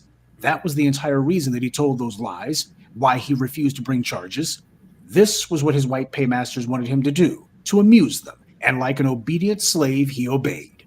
Breonna Taylor was murdered in March of 2020, and Daniel Cameron thought that because Trump had won Kentucky by a landslide, 62% to Biden's 36%, that meant that Cameron would beat Brashear by a landslide if he ran against him in the next election. Or at the very least, he was hoping that he would win, even if not necessarily by a landslide. But Cameron's blatant refusal to prosecute Breonna Taylor's murderers, even after he knew that the no-knock warrant that led to her death was obtained through police lies, it shows that that wasn't incompetence on his part. It was an intentional political strategy. This was what he thought was going to pave the way for him to get to the governor's mansion. He knew that egregiously ignoring the law, especially in this case, would make racists in Kentucky happy, and he thought that would create a red wave to sweep him to higher office. Now, let's be bluntly honest here. Kentucky is a deep red state, and truth be told, there's no numerical reason that Cameron should have lost. Conservative voters have the advantage there, at least as far as regular turnout goes. Andy Brashear should have been stomped, and yet all of those white conservatives who turned out in droves for Trump 3 years ago didn't turn out for Cameron this week. Those white GOP voters in Kentucky who gave Trump a landslide victory stayed home when they saw he was on the ballot. And worst of all, Cameron had Trump's endorsement. Trump actually said, "This is my guy, you should vote for him." In a state where Trump carried 2/3 of the vote, Daniel Cameron's victory should have been a cakewalk. And yet this moron still lost. All those lies he told, all the laws he broke to deceive the grand jury and protect murderers. He was so sure that the racist Rube voters he was trying to appeal to would be only too eager to make him governor. He filed nuisance suits against Biden. I mean, this guy was just doing the most with all of that performative extremism. See, Daniel Cameron needed to become governor because he doesn't really have any further up the ladder that he can climb. Mitch McConnell is senile and demented, and while he doesn't know what day of the week it is, he's not retiring anytime soon either. Even if the mentally disabled McConnell were to resign his Senate seat, he has plenty of other white candidates that he would like to see replace him. Daniel Cameron certainly wouldn't be first on McConnell's list of replacements. And after Cameron got his butt stomped in a state that Trump carried in a landslide, Mitch is probably thinking, assuming he still knows what planet he's on, that Cameron is just too much of a risk. He's not ready for prime time. The good old boys in Kentucky don't want a black person to be their senator, even if he does help them get away with murder. Cameron actually thought that he could paint himself out as being some sort of family man. Only problem is with the voters that he was trying to appeal to, they didn't like seeing him with his white wife and their biracial baby. That didn't improve his standing in their eyes. They hate black people. They don't like interracial marriages, and they are terrified and disgusted at the prospect of biracial children because that reduces the number of the pure white children. So as they see it, not only did this Negro Cameron take a white woman, or rather a white woman's womb, off the market, he also used this white woman's womb to produce impure children. That's how these white supremacists he was trying to appeal to see it. Now, Daniel Cameron may have been stupid enough to convince himself that those racists didn't have a problem with his misadventures in miscegenation, but clearly they're not playing along with his delusion. So what's he going to do now? Run for Congress? Probably become a lobbyist or some other form of influence peddler? Or maybe he'll decide that he wants to try to start some sort of political consulting business. That's what a lot of these politicians do when they fail to gain higher office or when they term limit out. My money, though, is on that he's going to try to beg Trump for a cabinet position, assuming the orange man can get reelected. But there's so many other Trump stooges and shills competing for those slots. Cameron will have to kiss Trump's rump extra sweet if he wants to be considered. Because unless McConnell takes pity on him, that's the only way Cameron's going to make it to D.C. I say Cameron must pay for his crimes. His law license should be the first thing he loses, along with his freedom, for how he illegally misled the grand jury and how he knowingly refused to prosecute killers he knew to be guilty and who he knew had broken laws to obtain an illegal and fraudulent no-knock warrant. Right. The same way that racist busybodies in Chicago went to a court to get approval for a special prosecutor to go after Jussie Smollett for a misdemeanor, no less. There should also be a focused effort in Kentucky on getting a special prosecutor to go after Daniel Cameron. We already know that Jim Crow Joe Biden isn't going to do it. He's trying to play both sides, and in a war between justice and savagery, that doesn't work. Biden's poll numbers are continuing to crash, and he's going overboard to show that rather than obey the black constituency who put him in the White House, he's instead going to try to thread the needle of appealing to the casual racist, read white moderates, who didn't want him last time and aren't going to vote for him this time either. It's a sucker bet. And speaking of suckers, Daniel Cameron's bet everything on deliberately allowing Breonna Taylor's murderers to go unpunished. His gamble, though, went bust. Running against black people is not really a long-term political strategy. It may give an immediate temporary sugar rush to the racist, but that wears off pretty quick. And when black people push back, they realize how little impact their feel-good attacks on us actually had. You know, Rick Snyder thought that he could commit genocide against Flint, Michigan residents by poisoning their water supply, and that he would use that racial attack to propel him to Washington. But instead, he's now been forced out of politics and can't run for dog catcher. Good. Moron DeSantis did more than practically any other politician in U.S. history to show his contempt for black people. He endorsed and promoted racist laws and reimaginings of history where slavery was a good thing. And whenever he talked, his sentences were usually a noun and a verb followed by the word woke. He said woke so much, He put his own audience to sleep. He got a lot of attention for this tactic until it became clear that anti-black screeds was about all he knew how to do.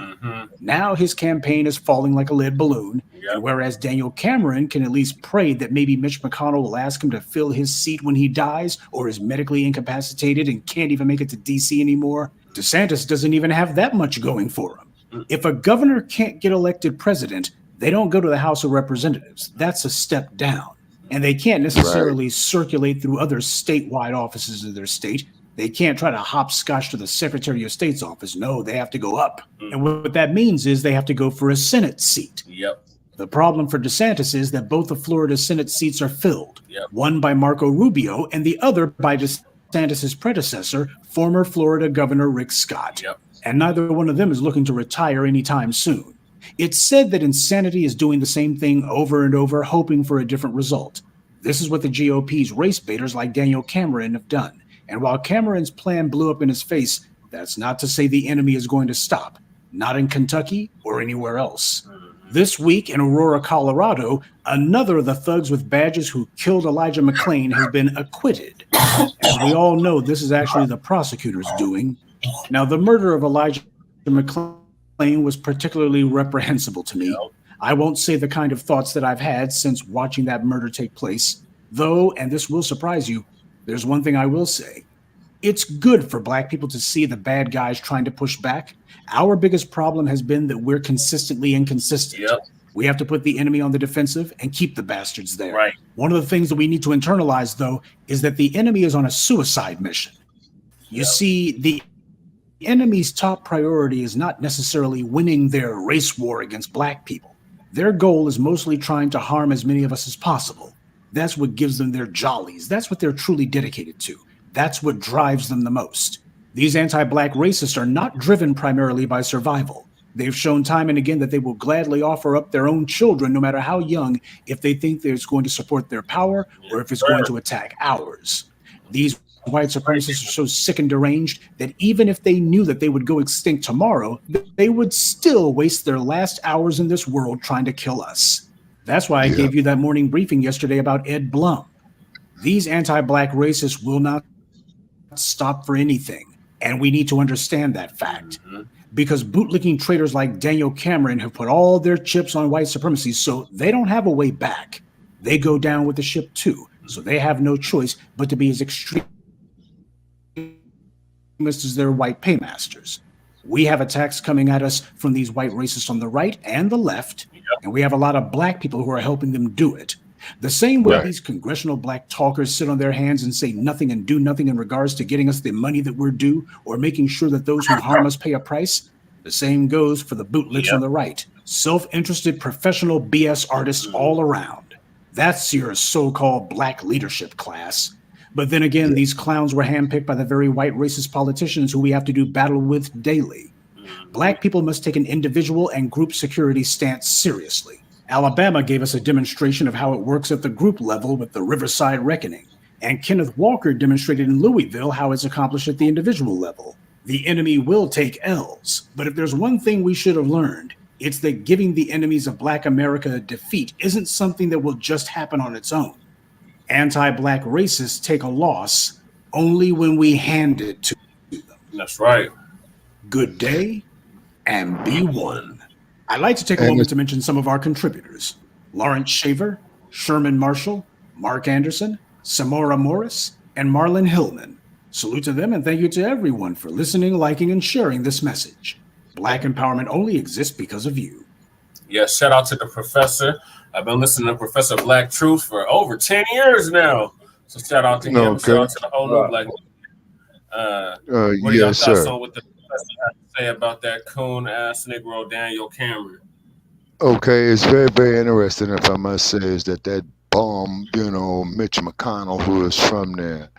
But glad that the coon lost is because keep in mind is that Kentucky is also the birthplace and the final resting place of the former heavyweight champion Muhammad Ali, who has sacrificed his prime years, for the advancement of Black folk. And then also too is like I stated on on Black Power Radio earlier this evening, brother Che, and I'm gonna get with you, man, on that tomorrow off air. They had a very very dynamic show over there, and I was trying to get a well-known figure that they had on there tonight to come join us on Tuesday. Okay, but Mitch McConnell, man, he's garbage. The dump, as in human shit. And the panties, and I'm saying, yeah, Governor of Florida, is that you are a transvestite and you wear women's underwear. So I will always refer to you as the panties. Your ass belongs disbarred and you belong in fucking jail. Yeah. You see what I mean? Okay, but this here just goes to show, black family, is that they don't love us here. This is why that we got to do for ourselves. This inclusion, illusion, okay, it's got to come to an end. It's got to come to a screeching halt. How the hell is the state of Mississippi going to go charge this man with battery when he was clearly out there defending himself and he was a victim of battery as well, too? Now, let's look at the dudes that he battered. He battered I.W. Harper. He battered Jack Daniels. He battled Smirnoff. And he battled some dude named Beefeater, because these fools was out here drunks, that false cat. Yeah, and let's go stomp this old nigga over there. And that brother there put some work in on their asses. But the thing that I really loved is when the brother threw the hat up in the air like a distress signal. Well, now they saying that. Yeah. He's saying you that. You talking about the Montgomery, Alabama? Yeah. Yes, sir. Yes, sir. All right. Professor Blacc called it the reckoning, but the white-owned media called it the Alabama Raw. Yeah. Right. So they're trying to say that it wasn't racially motivated when we know goddamn well we had people literally right there on the ground that were interviewed by several people that we listen to on a regular basis, like Sincere Love to God, interviewed one of his sisters that was right there on the scene, and she recorded the whole thing. And you can hear them calling him a bunch of niggers, get the nigger, all this and that. And now they're talking about, that wasn't said. They were not just they tried to commit a hate crime against the black man in Montgomery, Alabama by jumping him. That's actually a hate crime they committed. Exactly. Yeah. That's exactly what it was. That's exactly what it is. They don't want to be charged as such. Yeah. And then they have the audacity to charge him with third-degree assault. We covered that yesterday. Yeah. You see, so the hypocrisy is real, ladies and gentlemen. Well, they gave all them crackers, and that wasn't all the crackers that was involved. That was just the ones that they charged. They gave them slaps on the wrist. Exactly. You see what I'm saying? And they're like people committed a hate crime. The hat had the fortitude to slide on back on what he was talking about after all that, right?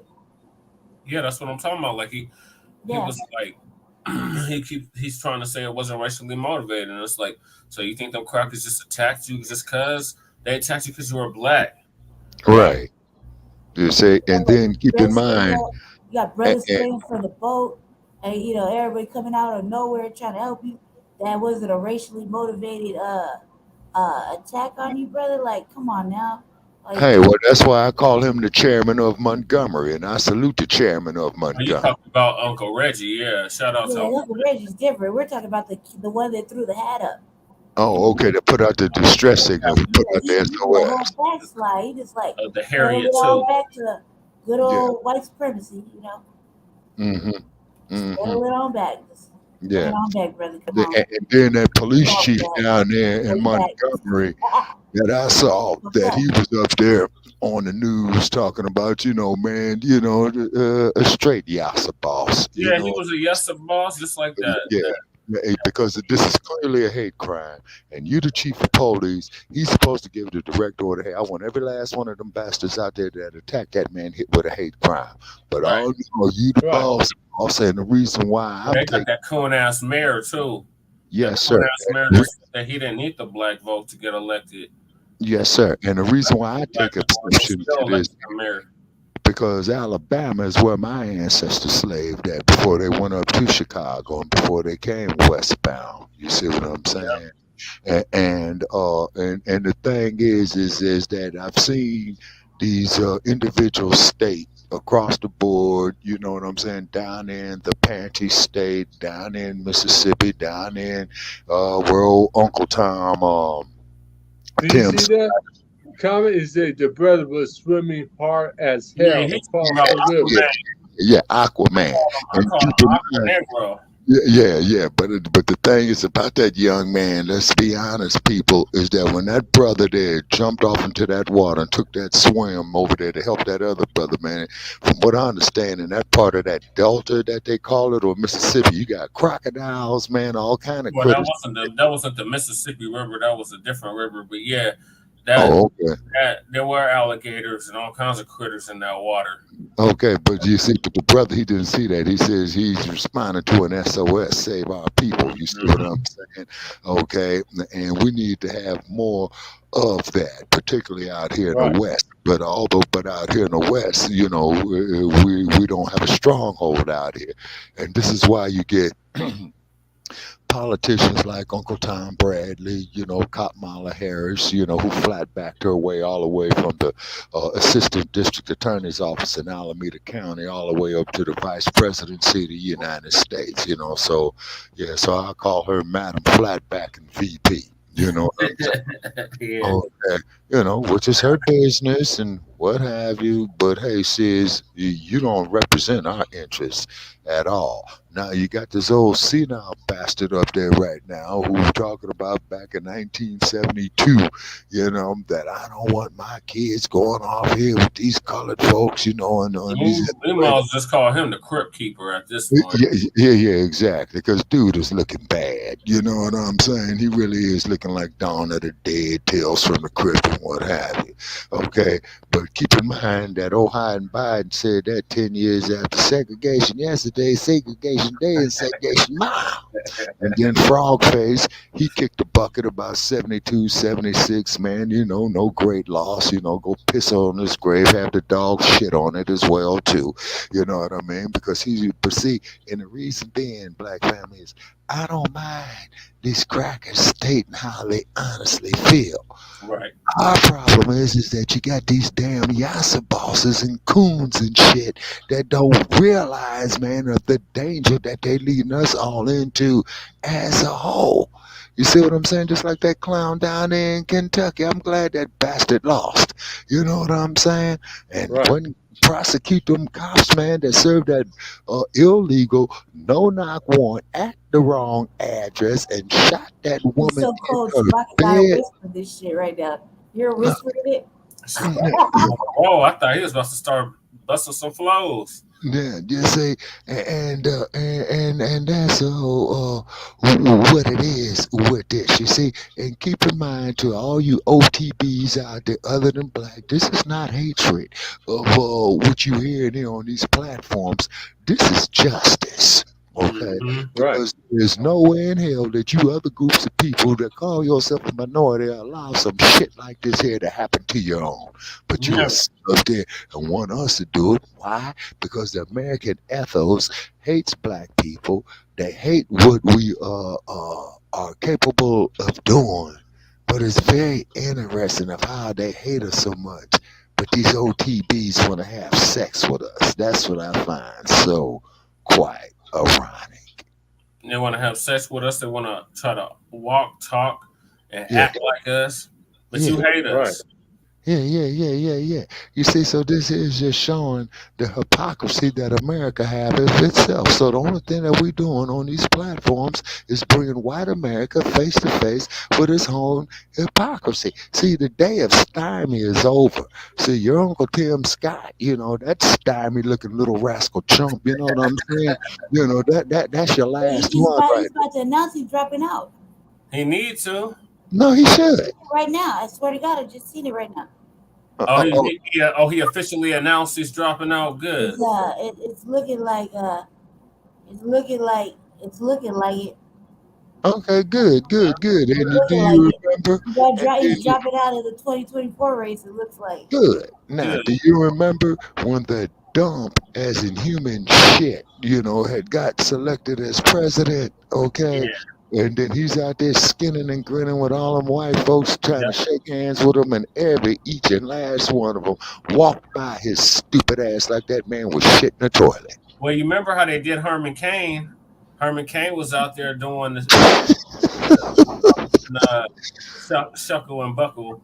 And, oh yeah, where he would get up there and sing for him, and what was that he was singing for him, Brother Bears? Old man, wiggle, he fucked around and got the skin plan. The Clandemic. Yeah. They didn't do nothing for him. Trump didn't do a goddamn thing for him. Right. Didn't even have a memorial for him. He just died. And they shoved that nigga in the ground and said fuck it and kept on moving. Okay. Yeah, okay. Is what they did. And so like Professor Black Truth always tells us. Yes, sir. Take this serious note, Black family. White supremacy always breaks their tools. Yes, sir. They'll sit up there and prop you up. They'll bring you to the highest echelon like they did Jonathan Majors. Right. Bring you up to that level just so they can see you fall.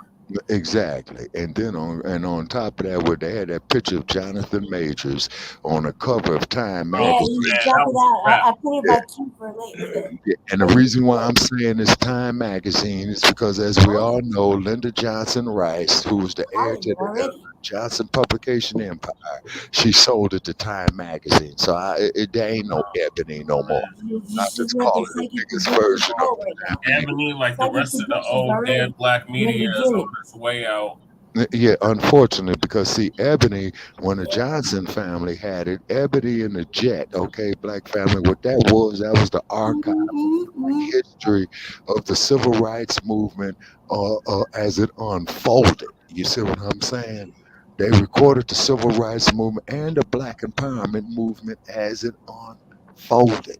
You see what I'm saying? African liberation, they did it as it unfolded. And this is why I read these books and try to read by Lerone Bennett Jr. because he was one of their top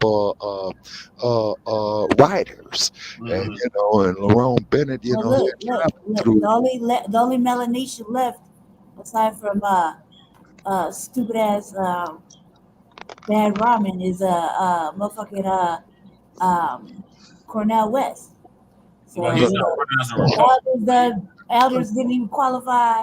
Tim Scott, Dr. West is not even a factor in that. And dropped out, and I'm calling. I already got my predictions already ready. It's gonna be the dump. Chrissy ain't getting it. I don't see nobody. Haley ain't gonna do it either. That broad is a motherfucker. Is just ready to start wars and shit. So yeah, no, she getting it. There's gonna be a whole bunch of the crumble of the dirty two-wing bird system is collapsing, family, right here. Yeah, that's what we've been calling for. We've been literally calling for this. Frontline Black News, Shabbat Black Spirit, 30 years. The revolutionary agenda cannot be no more happier than a motherfucker to watch this shit fail, crash and burn again, and crash and burn again. Pick up its little ashes and try to fly off and crash and burn again. Somebody come and piss on it and then shit on it and say rest of shit. Peace out. Absolutely different. And like the government gonna shut down too. Like, that shit they did with they kicked him out. They put that other dude in there. McCarthy. Yeah, that shit right there. That's gonna come. I mean, we peak it like what? One more day or something like that, the government shuts down. Oh yeah, that's right. They were ready. And we knew that shit was gonna come crumbling. They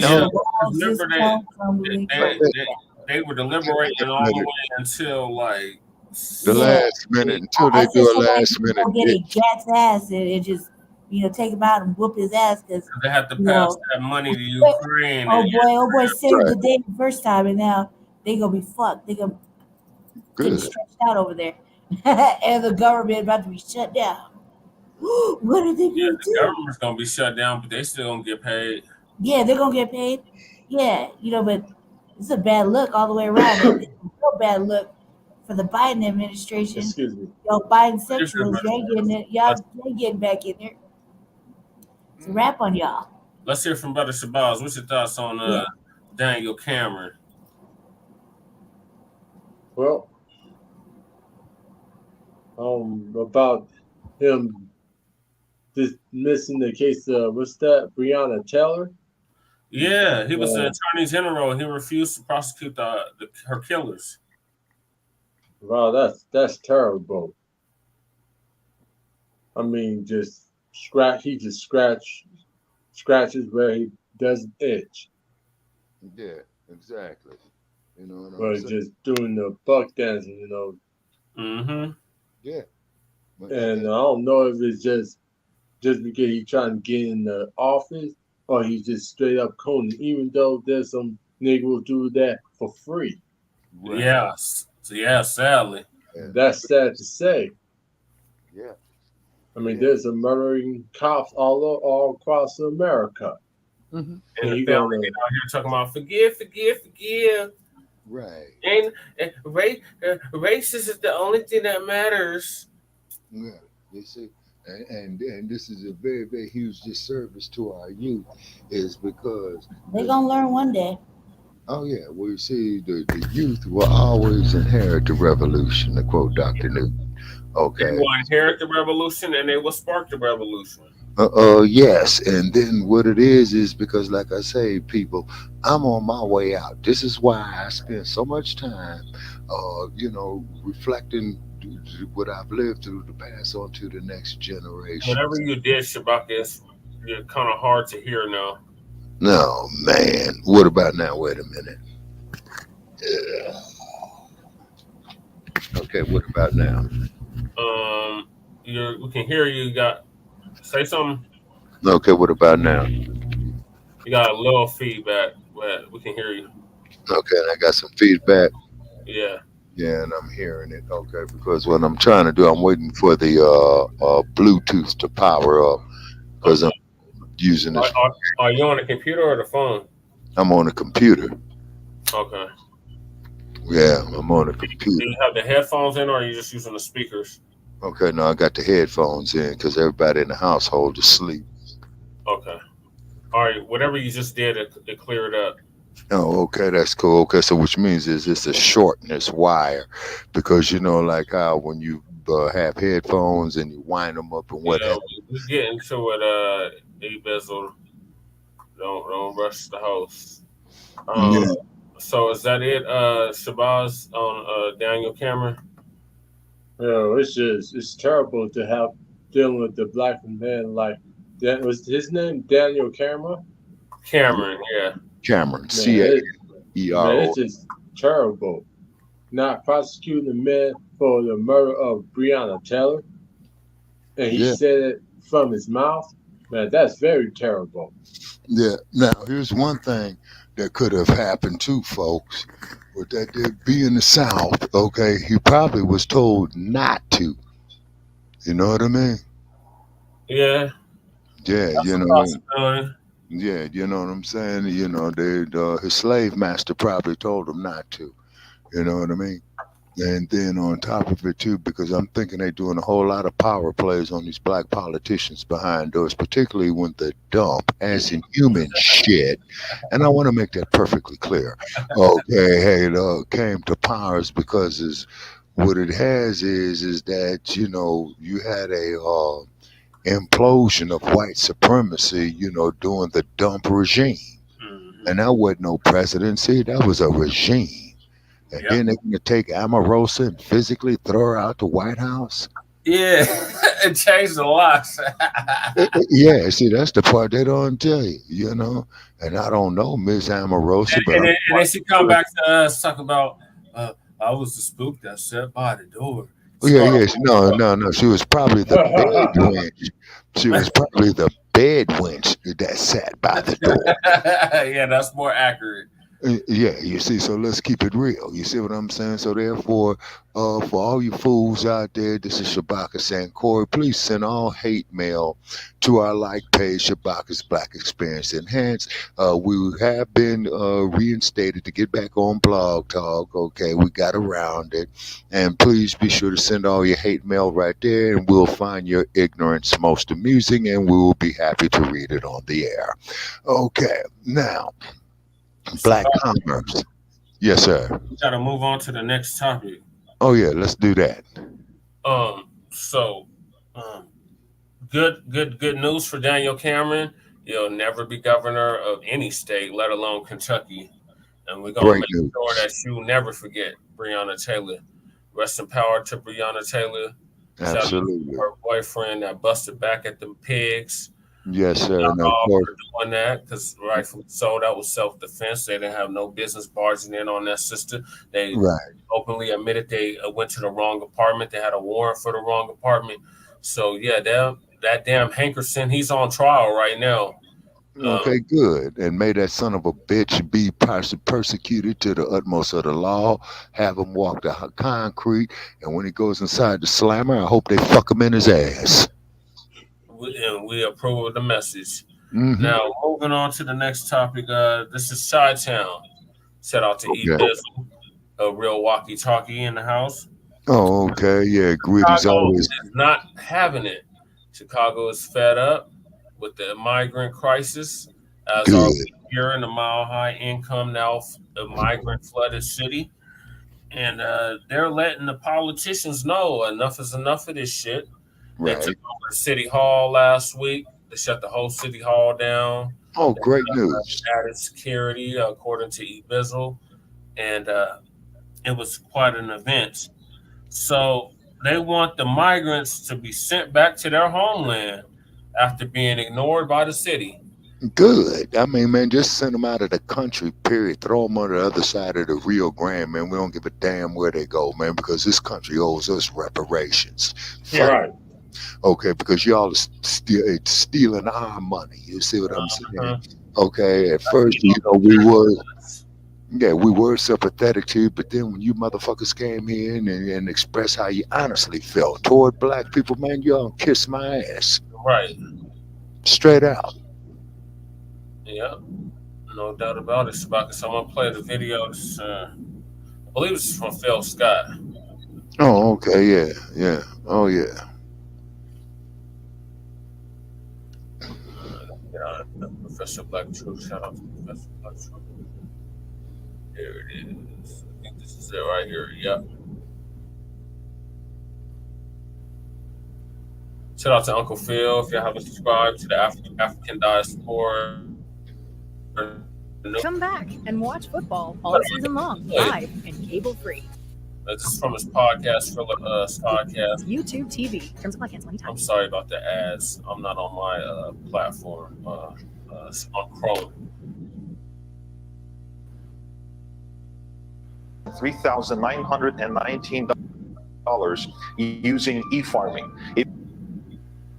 So tonight on Chicago once again. Now we know our brothers and sisters in Chicago have been dealing with a migrant crisis, and this particular crisis was created by the U.S. government and the things they have been doing to the country of Venezuela. Now there is a town hall that was hosted by Representative Jonathan Jackson. He is the son of Reverend Jesse Jackson. He is a new congressman, but he wanted to start to address the issues and problems with the migrants and have a town hall with the people. So we're going to want to run this first clip. Now, I want to run this first clip because people talk about the migrants coming to Chicago, coming to New York, etc. But some people don't really know what caused it, how the United States government caused the problems that Chicago is dealing with right now. So I'm going to roll this clip so you can do, because I want you to hear, because Representative Jackson is actually spot on everything he's about to say here, at least with what caused the problem. Let's go ahead and roll that clip. Where are the migrants coming from in this wave? The migrants in large part are coming from Venezuela. What's happened in Venezuela? The United States, after President Hugo Chavez came to power almost 15 years ago, he has since has died.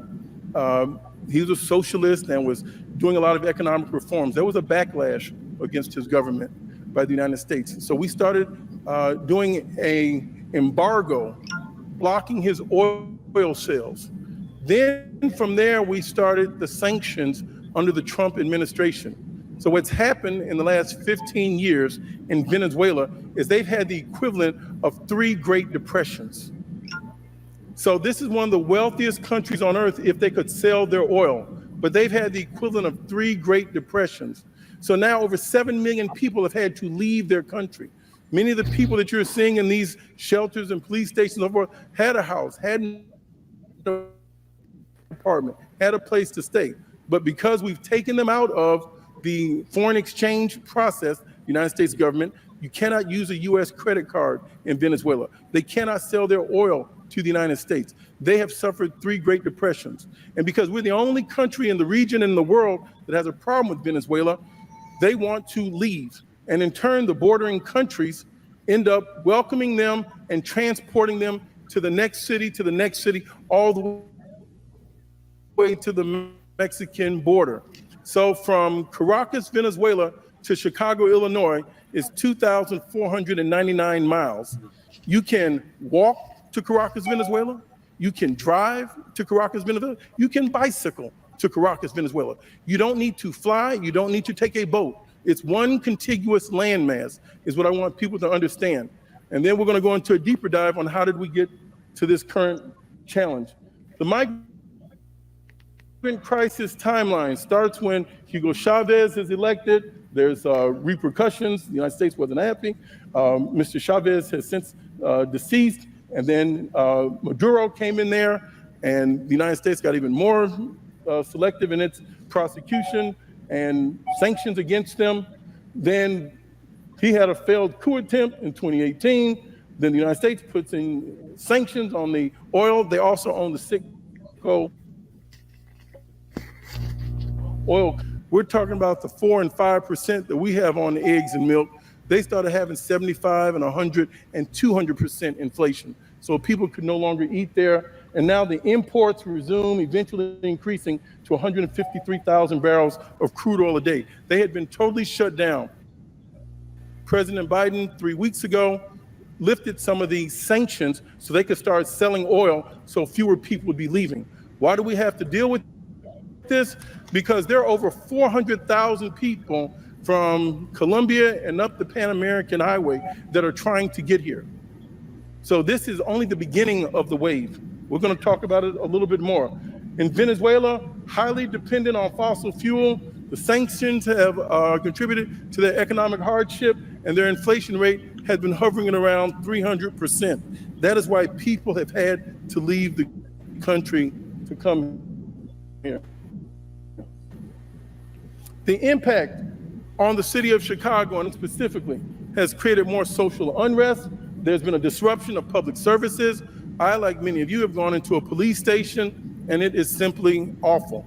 This reduces the amount of time from which the police can leave and get to our houses when we're experiencing crime. This is why we all have to deal with this here. The last part is the uncertainty of the next steps.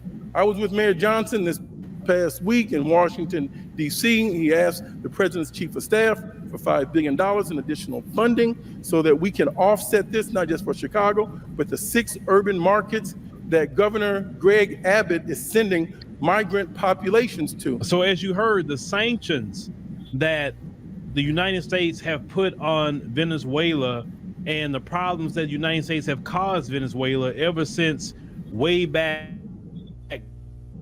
to the 90s, right? That's what's caused the problem. Now, he said that Venezuela had an equivalent to 3 Great Depressions. Inflation is up 300%. You look at the inflation in this country, we're not even at 50% inflation.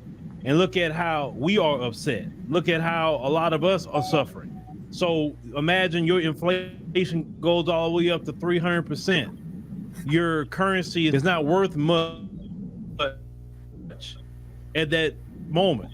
You're struggling, you're suffering. Now, as you heard him say, Venezuela is very oil rich. If they could sell their oil, they would be a very, very rich country where them people don't have to come up here, right? But the United States have done this mess all over the world. Yep. You look at right now, when you hear South Africans complaining, say, oh, so many Venezuelans coming over here. It is the United States with their sanctions and the EU, both of them together, still sanctioning Zimbabwe because Robert Mugabe, how dare he remove just 4,000 white people who were colonizers off of Zimbabwean land, gave their land back to the Zimbabwe people. And because Robert Mugabe, how dare he did that, they have been putting crippling sanctions on Zimbabwe ever since. Yep. Even our so-called first black president did not even remove the sanctions off of Zimbabwe. Nope. Didn't do it. He was in there 8 years. He could have did that, and he didn't. That's stuff we talk about when it comes to Obama. That's a question for you, Ron. Now, with that being known, and a lot of our problems here in America is created by U.S. foreign policy. It is. I want you to hear what some of these brothers and sisters are going to talk about. They're very upset, and rightfully so. So let's go ahead and roll this clip. NPR reported from August of last year to December of this year, they will spend $252 million on the migrants. Wow. $252 million. 17,000 migrants come into this city, and just in Chicago. If we just break that in half and they become families, you got 8,500 families. Hispanics have 3.5 children. I'm submitting to you, in one generation, just one generation, they can wipe us out. The black vote will be null. They will have an additional 24,000 people on the voting rolls, along with the Hispanic population already here. They're playing chess, and you all are playing checkers. You are damning our youth, our next generation, to poverty by you all doing these political speeches.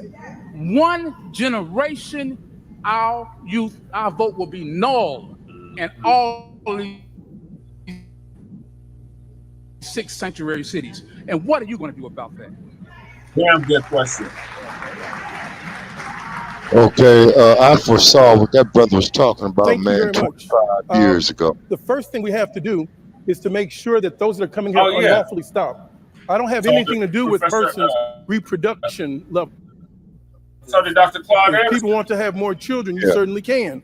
Second part is 2/3 of our hemisphere, speak Spanish. They're not Americans in general. So there's a natural balance of people that are non-English speaking in our own hemisphere that can walk up here all the time. The third part that we have to be very much concerned about is we can't lose our land and be moved off of it because of government policy. I am focused on the housing issues because the housing and the jobs is what keeps us as residents of this district and in the residents of the Illinois. The first stat I threw out to you was 200,000 people, African Americans, have moved off our land in the first 2 decades. That's a federal issue. That's why I work with Congresswoman Maxine Waters. That's why we've introduced with the Congressional Black Caucus to have additional funding to make sure we have housing. Look, address the issue. Okay, I'm sorry. Wait a minute. You danced all around. Okay. You did not give any specific solutions on what you want to do. Anybody can stop. Okay, no, thank you. Let me finish, my brother. Let me ask you. Can you help me with the solution you'd like to see me do? Surely, I can help with the solution. I can give you I give you one simple answer. Send them back. That's the only solution. That's it. Other than that, they will surpass us. It is math. It's simple math. They will overtake us in numbers at the rate that they have kids. They cannot be U.S. citizens. You are dooming our next generation to subservitude. I'm telling you this. Okay. It's just simple math. I know, but that's it. It's simple math. I'm very good at math. Let me share something with you. Most of the persons that are here right now, under the technical definition, do not qualify for asylum. I'm not concerned about that. I'm concerned about the children that they have. They will be U.S. citizens, and they will have a voting block. Babies. All we have to do now is look at the Hispanic voting block they have now. They get everything they want. Look at our communities. You should see the schools that they have as compared to the schools that our children attend. It is simple math. count. That's all you have to do. Okay, thank you. One generation. Thank you, sir. The light-skinned Spanish-speaking immigrants, and they're not focused on the Black immigrants. Last week, we had 30 families we needed to translate in Creole, how to apply for asylum, how to get phones, how to get tablets. We don't have any support from the city. We don't have any support from the federal government. These are just volunteers that I was able to recruit in order to get to do this work. We had the general manager of the Hyatt that was willing to give us space. We had it's called the Dirty Laundry. It's a Black-owned business in Hyde Park that was willing to give those immigrants an opportunity to clean their clothes. So when people are very upset and they're speaking, I want you to be cognizant of the fact that it's not just these light-skinned Spanish, which are Black descendants, but light-skinned Spanish people. There are immigrants like my parents who come from Haiti. Okay, I'm first generation. There's a lot of us here in Illinois. There's a lot of us that have been supporting the Jackson family for years, and we already know that your father supports us. But I want you to remember us, because we do need you to take that title to transfer the interference that the United States government has had in the country of Haiti, so that we can stay home. Don't nobody want to be in no 30-degree weather when we got 80-degree weather in Haiti. Don't nobody want any gang-affiliated governments. We want to be free. We want to be democratic, but we're coming to the United States because we don't have any help. The president of Haiti was assassinated. Yeah. There were 14,000 of us in Texas, as you know. And what happened to us? We were bussed. And when we were whipped with the horses, all of a sudden we weren't on the news anymore. And it was only the Spanish. So when we're thinking about these immigrants and these migrants that are here in Chicago, I don't want you to forget the Black ones, like my family, like my friends. I want you to take care of us. I want you to help us. And I want you to encourage other congressmen, other Black congressmen, to encourage the United States to stop interfering. We don't want to be here. We would love to stay home. So please, congressman, if you can, do that for us. Thank you. Immigrants can come into this country and get a stipend, link, a free room and board, free child care, and some of them are getting Social Security. And when my ancestors were released from slavery, they got the clothes on their back, but yet they were told to be happy. So why am I and everyone in this country footing the bill for people who are non-Americans, who don't vote, who don't fight anything? We're xenophobic. Tell me why. Tell us all why. I want to know. I think it's wrong. I mean, it shouldn't happen, but this is a U.S. immigration system we have that is broken. Let's go ahead and address just those three people that spoke. If we look at our brother, and he's speaking about the sheer numbers that's coming over and how many children that they have, and yes, you can't even outpopulate, or you can't even keep up with that many people coming into the country. We don't have that many Black people, even Black immigrants coming to the country like that. And they're coming with kids in tow. So their brother said within one generation, the Black vote won't even matter. He's right if they decide to vote, but a lot of them don't vote. But he kept bringing up something, and I say, you know, we got to take collective responsibility on what I'm about to say here. He kept mentioning, he said, having children, they have 3.5 children. I don't know why people say 0.5 of anything. What is a half a child?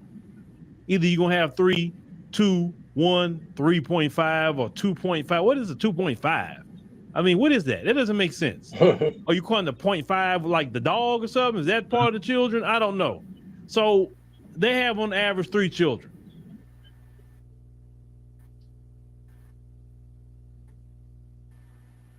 And you're talking about them populating. That's definitely going to happen. But let's take personal responsibility in our community. What do you mean by that, Phil? We wouldn't be having some of this problem right now if we didn't abort over 20 million Black children.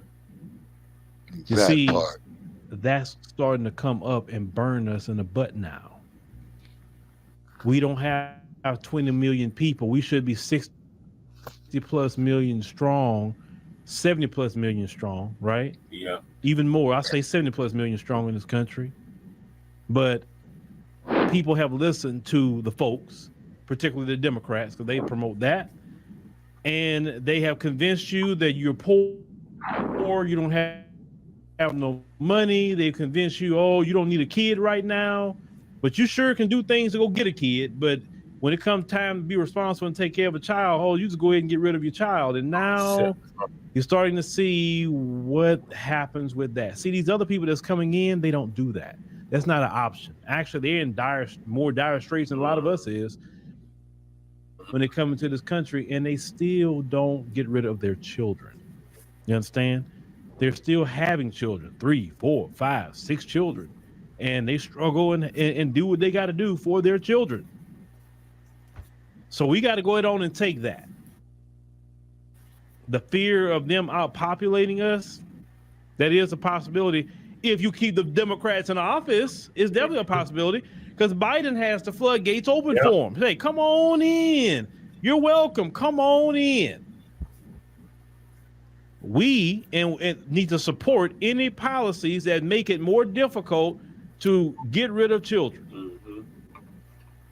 We need to support that because we need the numbers. We need children in our community. Right. We need to have families, not just have a bunch of single mothers. I don't support that. But we need to have families. We need to prioritize family. Families need to be fashionable in the Black community. Like y'all like to wear these name brands. They got white people's name on them, and y'all think you driving a car that's a German car or a Japanese car or whatever car you drive, and you think you're something because you're driving this car. You know what I'm saying? Yeah. Having a wife, having a husband, and some children should be a status symbol in the Black community too. Because at one point in time it was. Yep. Having a husband, having a wife, having some children. It was looked at as something to aspire to. And we need to get back to that. Because these other groups that's coming in, no matter where they come from, they prioritize family. Yep. Mama, daddy, children, grandma, aunties, uncles. They prioritize that. Yep.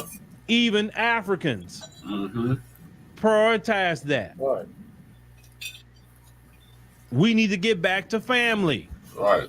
If you're talking about the next generation, the best thing you could do is say family creation and create more children in our community and shame anybody walking around here talking about just getting rid of their children. Right. Shame that single parent mindset. Shame that. Shame the whoredom culture. Yep. Shame that, because that does not produce families in our community. We have to take responsibility on that. Yep. Right, Uncle Phil. And at the same time, the Democrats can't be just letting these people come in wholesale. Right. And the policy, they need to lift the sanctions on them people. Yep. Lift the sanctions on them. All of them. Let them people sell their all on the world market. Let them people make their bag. And then, they making their bag, hey, send them back. Because hey, the sanctions gone. Y'all selling all. Y'all gone. Y'all out of here. All y'all gone. Let's go. Go back home. Dump as a human shit. He's right on that. They need to go. Back. But at the same time, you can't send them to chaos. So since they created the problem, they need to go ahead and lift the sanctions and all that and send them back. Yep. Now the second sister that was talking, the Haitian sister. I'm sorry, y'all. Okay. Okay. All right. If I may comment on that right there. Yeah, send all the motherfuckers back. Actually, you could send them straight to hell for all I care. Is because, like I said, my concern is dealing with our people. Yeah. All the other dudes kiss my ass. Okay, the day of the ass scratcher, the day of the Yasa boss. I like what she said when she said that we really don't want to be here. We actually want to stay in our homeland. Basically, they want to stay in Haiti and live their life. But because of the interference of the folks in Haiti causing calamity in Haiti is why they come over here too. You have to understand, a lot of that immigration that happens over here is because of the U.S. foreign policy. A lot of us get mad and say, "Oh, why all these people coming over here?" But you're not really knowing the story why they coming over here. You just see the people showing up, and if they start taking resources from us, we get upset by that. Yep. But Biden has been real bad about interfering with a whole lot more things than Trump did. Mm-hmm.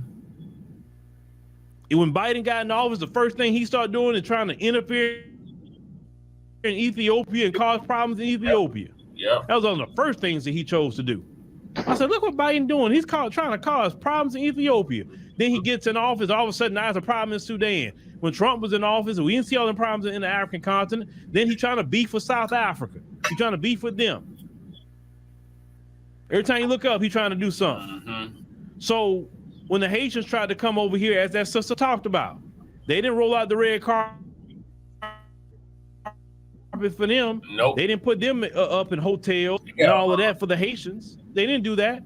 They treated them, beating on them, treating them any old kind of way. There's no scenes, no pictures of no Border Patrol agents on horses hitting Latinos for trying to come into this country. There was another person that talked, but I just kind of cut that because she was babbling too much. But they said they had a job fair. Mm-hmm. And the job fair they had, they did not invite no Africans and no Haitians, no Caribbeans, no black immigrants. They didn't invite none to a job fair. Only those that was from Latin American countries. Yeah. So it's not even about immigrants. They want to support immigrants over the citizen. No, they're purposely excluding even the black immigrant from any help. And they're prioritizing those from Latin America. Yeah. This is what the Democratic Party is doing. Then Brandon Johnson talking about $5 billion, but you don't have no money for reparations? But y'all talking about $5 billion y'all need for migrants? Wow. Then you get to the last brother. Is that when you bring this stuff up, they want to gaslight you and call you xenophobic. You're not xenophobic for talking about your tax dollars. That's not xenophobia. You have a right to say, hey, my tax dollars are supposed to go to help out here in the city where I live. Right. That's not xenophobia. Y'all need to take the sanctions off them people, sending people on back home to their homeland and them and all their children and let them figure it out. Right. Because the way the 14th Amendment is right now, if they have them babies here, them babies are U.S. citizens. Yep. And they've been having babies here because in New York, they had said that they had over 3,000 babies born about a month or so ago from the migrants. And that's U.S. citizens. Wow. And they parents usually can stay here because they're anchored here through that child. Yep, the tender anchor. So the parents are not gonna go nowhere because that child's a U.S. citizen. So if you want to solve that, you gotta actually enforce the laws, as Representative Jackson said. The majority of them are here on the right to claim asylum because economics is not a reason to have asylum. Nope. But at the same time, they got to lift the sanctions and let them people participate in the market. And this is why other countries are going to Russia, going to China, and trying to do things with them because they're sick and tired of the U.S. trying to stifle their growth. Yep. That's not really being a good player on the world stage. And that's why more and more countries are turning against the United States because of what they have done to other people. Facts. Instead of treating every country as an equal, partner in the world, respecting every country. No, they haven't done that because I can sanction you. I can stop you from trading. I can stop you from doing this. And the third, I'm going to go ahead and do it. But then we as American citizens is the one that suffers their policy. Biden is not dealing with migrants. Is he? No senator, no congressperson is not dealing with migrants in their house. Nope. Or taking away from them. They get their salary. But you in Chicago, you're dealing with it. Well, and one of the best things you can do is get those Democrats out of office. Hold on, it's almost done, Savannah. In 2024, even starting locally, tomorrow night, there's an election right in Houston for mayor with Sheila Jackson Lee, John Whitmer. If y'all smart, don't you push Sheila as mayor of Houston. It's going to a runoff. Sheila needs to get out of politics. Right. She needs to go sit down somewhere. She don't do nothing for the 18th district. On Facebook, I was talking to people, and they were saying Sheila don't do a freaking thing. She has never done nothing. Matter of fact, let me tell you about Sheila. So the people said that in 2008, the people want Sheila to support Barack Obama in 2008. Sheila did not support Barack Obama. She supported Hillary Clinton over Barack Obama. Now, when you're a representative, you're supposed to do what the people say, right? She was a delegate. She said that she's going to go with Hillary Clinton over Barack Obama. And people have not forgotten that she did that. Yep. Like I am now. But those brothers and sisters never forgot that what she did. A lot of people say they cool on Sheila. I'm like, Sheila, she's going to be in trouble. Yeah. She's going to be in trouble with the election. I'm definitely going to be looking for them results tomorrow night. But the brothers and sisters got to keep speaking up. In Chicago, New York, etc., call out Biden, because this problem didn't really get started till he got to come over here. You can't come. Biden opened up the floodgates, and now they're dealing with migrants. Of course, they say Greg Abbott is sending them up there. Well, you said you're sanctuary cities.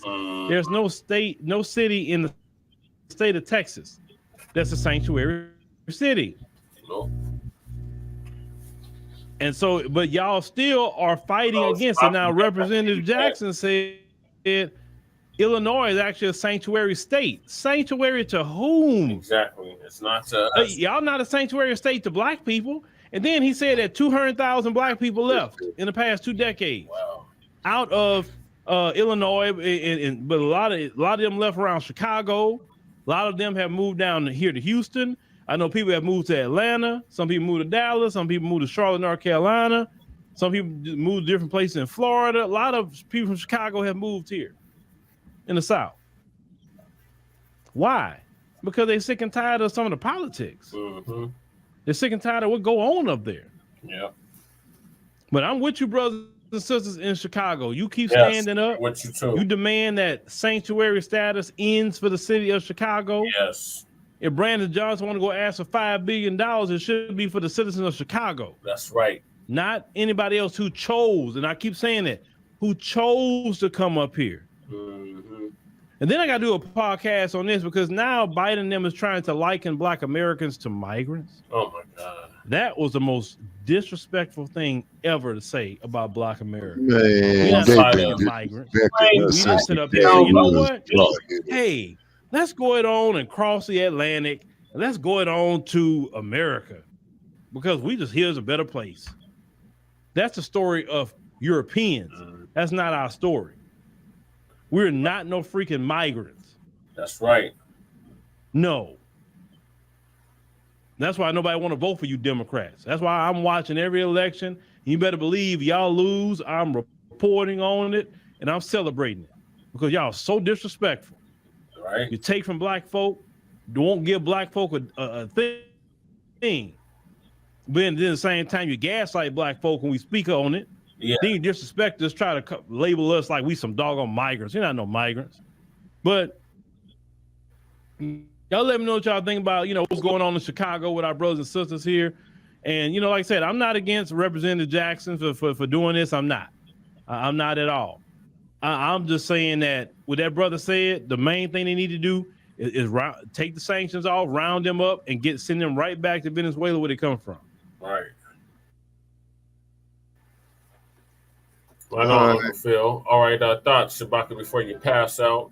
Yeah, you see the Sandman coming my way. What are your thoughts on Okay, my thoughts on that there, man, is fuck them immigrants, man. What we got to do, man, is focus on ourselves. You see what I mean? And then, as the sister from Haiti was saying, is that these white folk in America, they don't give a damn about black folks, rather if they're from Houston, Texas, Chicago, Illinois, Los Angeles, California, Lagos, Nigeria, you know, Port-au-Prince, Haiti, man. See, they hate us because of who we are, period. Okay, so these ass scratchers and these yassa bosses, man, they got to go. Barack Obama's, Eric Adams, man, you know what I'm saying? The idiot up there in Chicago, man, we got to turn our back on them, just like that brother in Chi-Town was saying. No, man, we need to turn our back on you. You see what I mean? And then, and this all inclusive shit, man, we got to come to the fact that it did not work. You see what I'm saying? And it ain't going to work. It's because it's designed to fail for us. So this is why we must become self sufficient economically, business wise. You see what I'm saying? And employing ourselves first and fuck these other groups, man. Right, they can all hold their own nuts. I hear Yeah, you. right. Yeah, yeah. No, fuck them, man. Is because see now what is happening right here, folks, is that old saying go, the owner of experiment. If you take 1,000 rats and put them together on top of each other and put in one small slice of cheese, what are these 1,000 rats gonna do to go get that cheese? Kill each other. Precisely, and that's exactly what the fuck they doing to us in Chicago, Los Angeles, New York City. Same thing with these ass scratching Uncle Tom, black ass, no good motherfucking politicians. You see, they constantly telling us, selling us down the river. See, we got to turn our backs on these tricks. You see, because they pimping us. You see what I'm saying? Look at Uncle Tom Bradley of Los Angeles. Every time they went there and asked him, hey, Uncle Tom Bradley, the LAPD's killing more and more of us. What does Bradley used to get up there and says, well, the Jewish Defense League has been doing great work in their community in the Fairfax district and what have you. In other words, man, you come on with a bunch of double speak, man, and you're sitting up there and avoiding the goddamn issue when you should be sitting up there dealing with it head on, man, because like I said, people, we are all we got. Yep. No, that is a fact. We are all we got. These Michael Hancoons, these damn Sheila Jackson Lees, man, idiot there in Chicago, London Bridge up there in San Francisco, man, they don't give a fuck about us, man. The only time that these black ass politicians, man, gonna come to us, they're gonna need help, man, when they get kicked down off their little imaginary pedestal, man, and realize they just a nigga like the rest of us in their eye. You see what I mean? See, that's the part right there, as opposed to these black politicians. You see what I'm saying? Well, hey, you know what, black family, we are getting a little bit of juice here. So what we're going to do, man, since I'm the mayor here, we're going to start throwing these cops in jail. You see what I'm saying? Then when our little black girls go out there, you know what I'm saying, and get attacked by migrants, now we're going to send something to go attack them. Right. You see what I mean?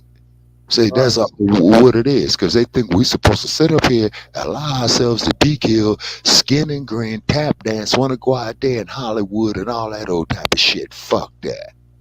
Right. Period. You see what I'm saying? Yeah. And like I said, fuck Hollywood and fuck the whole goddamn city of Los Angeles. Yes, sir. Thank you, Shabaki, for that awesome commentary. Ladies, your thoughts on the topic at hand with the Chicago residents. Who, me? Yes. Fuck Sheila Jackson Lee. This shit, I mean, fuck her. She don't need to be in office. The other thing is, as far as the immigrants is concerned, look, man, they over here in Denver, they're feeling it. I mean, they should have known, you know, when you decide to come over here that you come into snowy states. Regardless if you don't know you're coming over here, eventually you're gonna know you're in Denver. And if you know anything about Colorado, or you even know how to look at your phone, you're gonna know Colorado get cold. And you're not prepared. You should have went to a warmer state. Right. You know what I mean? That's so real about Colorado. With it. The mayor here decides, you know, he wants to, he heard us, you know, and so it's looking awfully atrocious outside. Everybody's sleeping in tents and whatnot. But like I said to them on city council, they didn't factor in all this migration. That's another 20-something thousand people that they're trying to that they got to house, and they got to do for. They got to take care of. They never took care of home. They can't keep acting like this is a new problem. This isn't a new problem at all. Just sit up. This isn't a new problem. This is like an old problem. You know what I mean? So this has been going on for decades. They just want to act like it's new. It's not new. They've been fucking up the money. They've been fucking up all over. They left the borders open whenever they want to. They close them, then they leave them open. They do whatever. This isn't new. The fact is that it's starting to become it's affecting us right now. But when has it not affected us? Right. You know what I'm saying? I think it's touch and go because you talk about babies and shit outside in the cold. I feel like you knew what you was getting into when you decided to choose to bomb rush our borders and place yourself in this predicament. You knew what you're getting into. There's no real excuse. Even if you're going to New York get piles of snow. Even if you go to Chicago, yeah, piles of snow. So you're talking about cold ass cities, and here you are taking up resources and not only upsetting the community, but that's adding more population to small ass communities that don't have the resources. So even if they got more money, they're still fucked. They gotta do so much work, and they can't act like, oh, it's new and we should take heed to it. Nobody told you to mob over here with fucking your children and wife and babies, and you know what I mean. You chose to do that, and and not only that, but a lot of this shit is bringing crime over. Um, it's there's all kind of factors, but it's none of the only thing that we need to be concerned about is how we're gonna live right now. You know what I mean? That's their problem. Like they gotta hold their own nuts. The government gotta hold the nuts on this too. You know what I mean? They're not gonna do for black people. Why the fuck do we as black people gotta really have all sorts of care? They don't care about us. We can't go over there. You know what I mean? Like people can go over to some of these Latin countries and just exist. It is a lot of colorism and racism still over there. So I mean, it's fucked up. But why do we have to? We need to be worried about our main objectives, and goddamn right they should have to do something. Why do we got to give everybody fucking jobs when we can't even give jobs to people like us? Right. Well, see, this is why we as a people need to go out here and create our own jobs. You see, it's because because I've advocated that there for years. Is create your own jobs. You see what I'm saying? Put your own people to work first. You see what I'm saying? And then when these OTBs come out here, well, hey, bro, and all that, first place, man, response. I'm not your fucking bro. Are you ready for me to do agenda? Like, what's the next topic? Because you look like you're about to fall out. Yeah, and I'm about to hit the deck myself too, man. The next topic is Tupac getting a street named after him, and 27 years after his death. Okay, yeah, okay, let me say on that. Okay, the street that they're gonna name after Tupac, okay, it's gonna be only like a half a block. And what it is it's okay, now I'm make sure you got Lakeshore Avenue, then you got Grand Avenue on the other side of the park. Or in front of the library over there, the Oakland Public Library. I believe they call it the Lakeshore Branch. And the street is going to go right in front of that library right there. Because you remember, Brother Che, when I used to show the live feeds from Oakland around Lake Merritt and what have you. And if you recall, man, when the COVID hit, I went inside that dumpster, man, or the bathroom, man, that looked like shit everywhere, man. It was very, very unhealthy and what have you. And if you recall of a street that I crossed right by the library, man, that's the street they're going to name Tupac Shakur.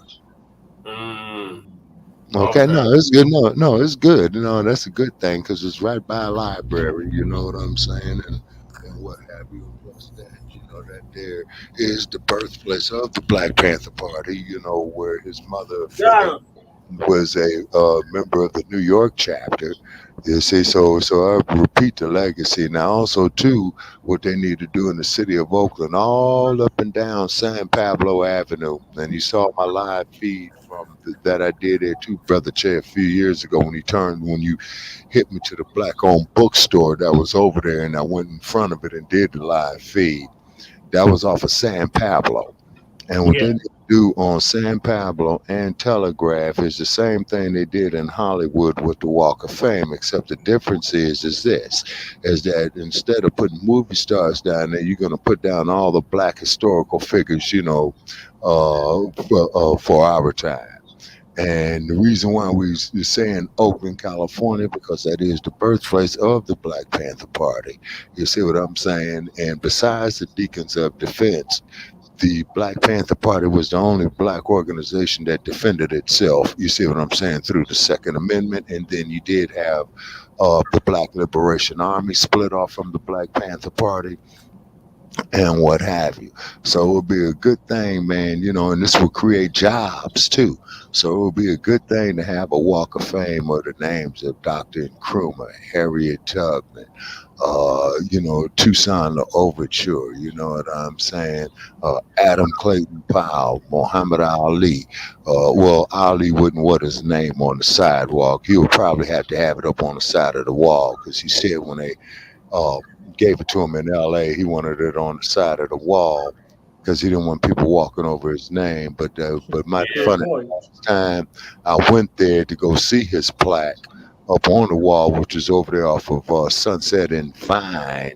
It wasn't there, so I don't know what happened with it. But see, that's the very interesting thing about a guy like Ali. They want to erase him from history.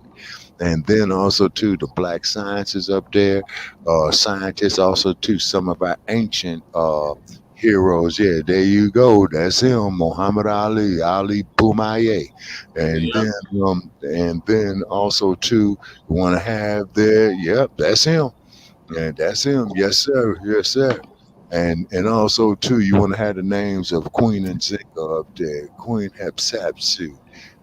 You see what I mean? And it goes and Harriet Tubman, man, Nat Turner, man, of course, HP and Bobby Seale and little Bobby Hutton, who was murdered by the Oakland Police Department, man, in 1968 at the only a young age of 17. Then have another section of it, dedicated to our missing girls and what have you. Put a plaque up there, Miss Nina Simone, you see, because Hollywood Boulevard ain't got a star to her. Right. For obvious reasons, you see what I'm saying, and whatnot. So we have to start recognizing our own Black family, and this here will transcend to the youth to say, hey, you know what? I don't have to go around here showing the crack of my ass to be cool. I don't have to go around here and make rap music calling our women the B words and calling our fellow people a bunch of NGRs. You know what? I can't grow up and say, hey, I'm a proud Black man, or the young lady could say, I'm a proud Black woman looking at the mighty. Hey, Joe Cool in the building. Shout out to Joe Cool. Yeah. Hey, all right, Joe Cool. Greetings to you. And so therefore, man, you see, so we could have a positive image of ourselves. Yeah, they already named it. Yeah, facts of Tupac Shakur. Yeah, and I'm just saying where the street is in Oakland or where it's gonna be. So I have to pull up okay, Brother Chase got one of my old tapes, and I crossed that street, and he can describe it. It's right in front of the library, and it's going to be going over from Lakeshore Avenue over to Grand, you see, and it's right in front of that apparatus that they have in front of Lake Merritt, where the people go up there and dance and play music and stuff like that. You see what I'm saying? Yeah. And so that's a start. You see what I'm saying?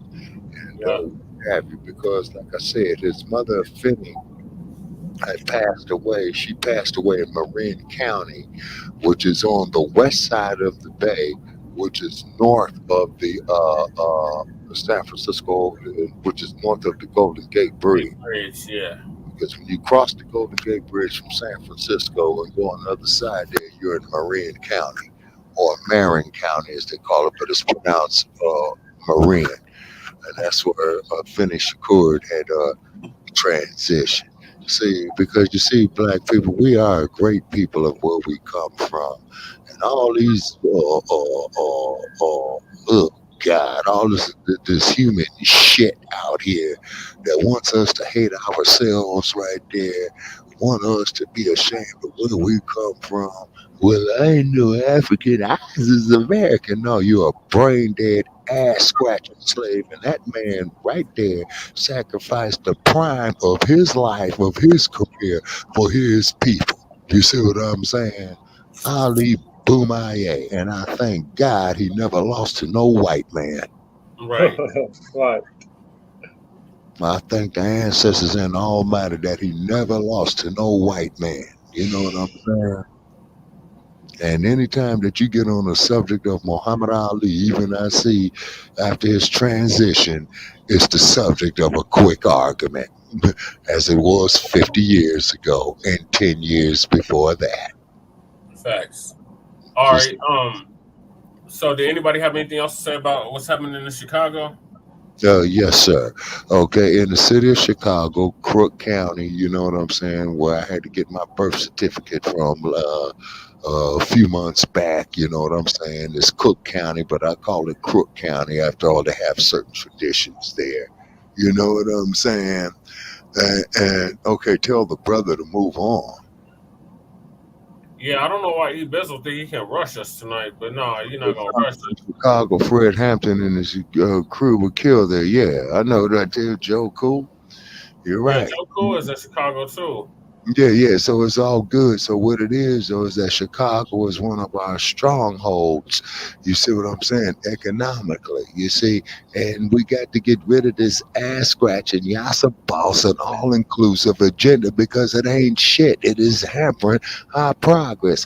And Kamala Harris, go flat back some more. You know what I'm saying? You know, yeah, I was born in. I'm not dropping no link, E. Bizzle. It's not that kind of show tonight. Yeah.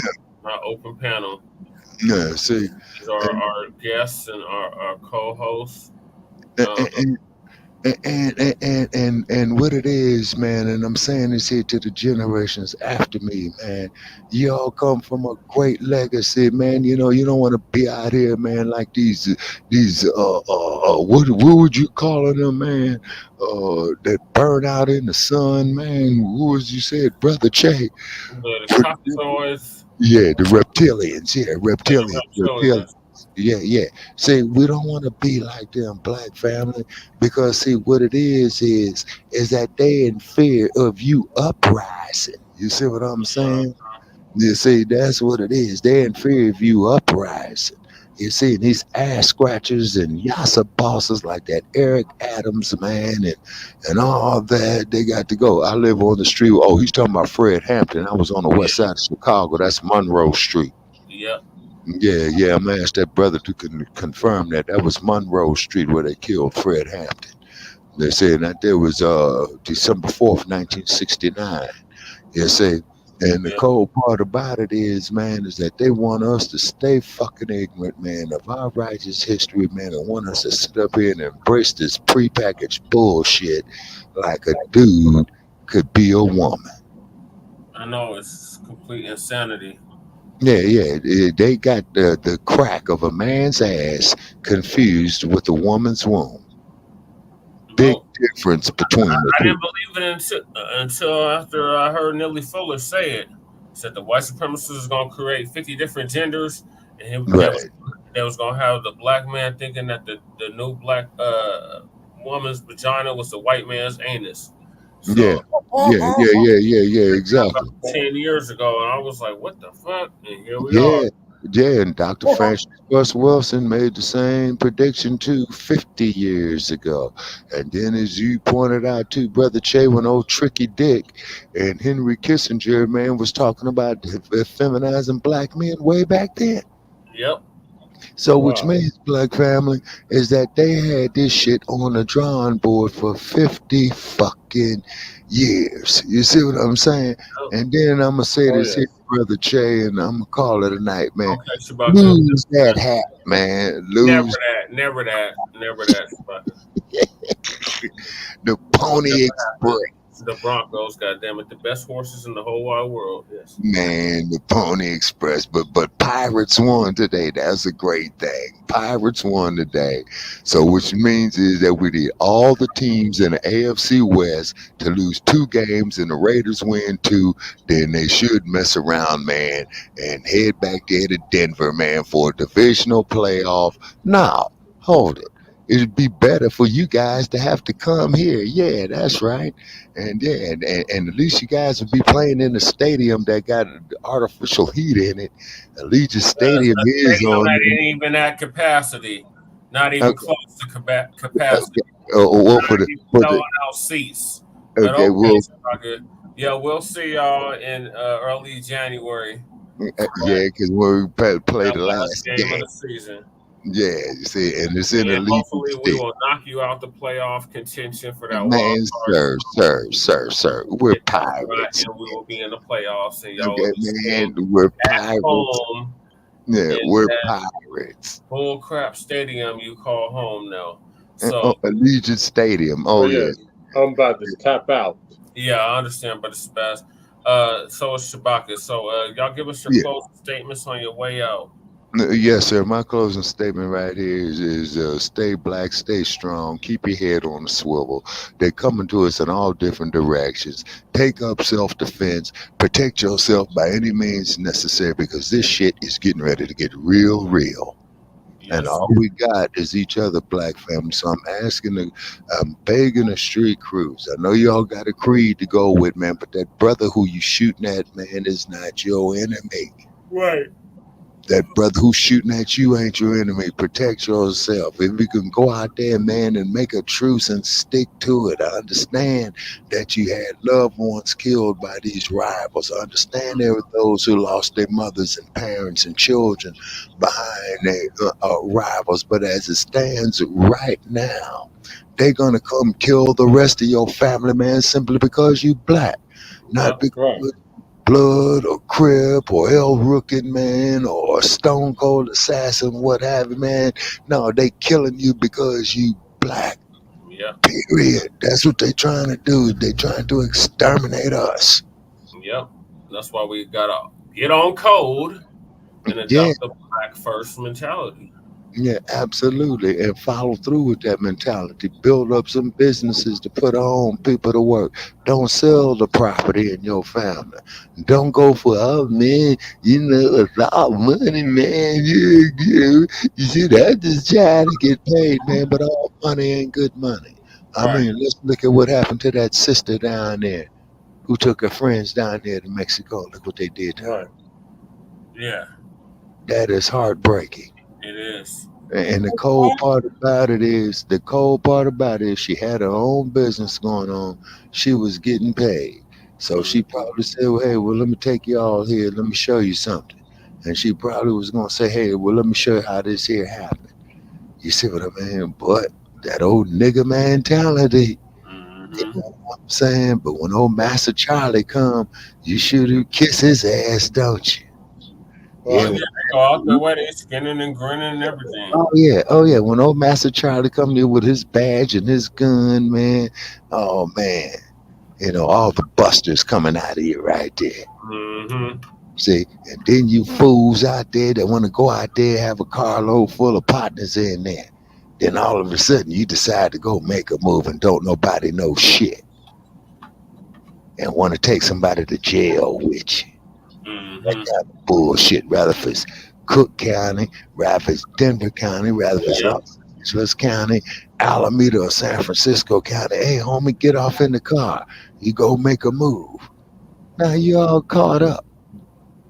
But the fool didn't tell you. The fool who's driving knew what the fuck he was going to do. But he ain't gonna let you know. Mm-hmm. You see, so we got to change the mentality and all that. And like I said, I cannot go before the ancestors. You see what I'm saying? Holding my head held high, not saying that I did not lay this on you. Right. You all get off into this age group. It's your responsibility to lay it on to the ones after you, provided, of course, they ain't all effeminized. Right. You see, you guys are the vanguard for the generation after you not to be effeminized. They Right. are sick with this shit. Mm-hmm. You see what I'm Brother Shabazz, go ahead and give your closing statement because I can. Okay, I'm out. Okay, I'm pushing off, but no. Okay, all right. So I I'll talk talk to to you. you tomorrow, Shabazz. All right, take care. Hey, it's always a pleasure, my man. Okay. Nice, Shabazz. All right, Yeah, we just gotta start building our own circle because we don't see much black people as we used to see back in the 90s and the early 2000s. Yeah. Because of the heavy gentrification, or it can only black people I'll be seeing is on Facebook and at Walmart. Yeah. That's fucked up. Real time. I'm just saying. That's fucked up. That's fucked up, Shabazz. Because that's true. That's fucked up. That's fucked up. I'm just saying. I just miss seeing black people. Yeah. That's terrible odds, man. And we just gotta figure out to wake our people up and just unite in unity. Oh yeah, Kwanzaa is around the corner. Yep. Hopefully we're gonna have something going during Kwanzaa. Yep. Yeah, we always got events going on, so I can't wait, man. you have to check We're gonna that do it over here. page because he blocked me. He blocked the whole frontline campaign. But I know he be putting some stuff up. Brother Ron, he be putting some stuff up. So we'll just have to keep our ears to the street as usual. Yeah, not only that, but they got the usual events anyway. But we're gonna do it over here because there's bigger table space and whatnot. But yeah, we're looking forward to it, and just look forward to Kwanzaa.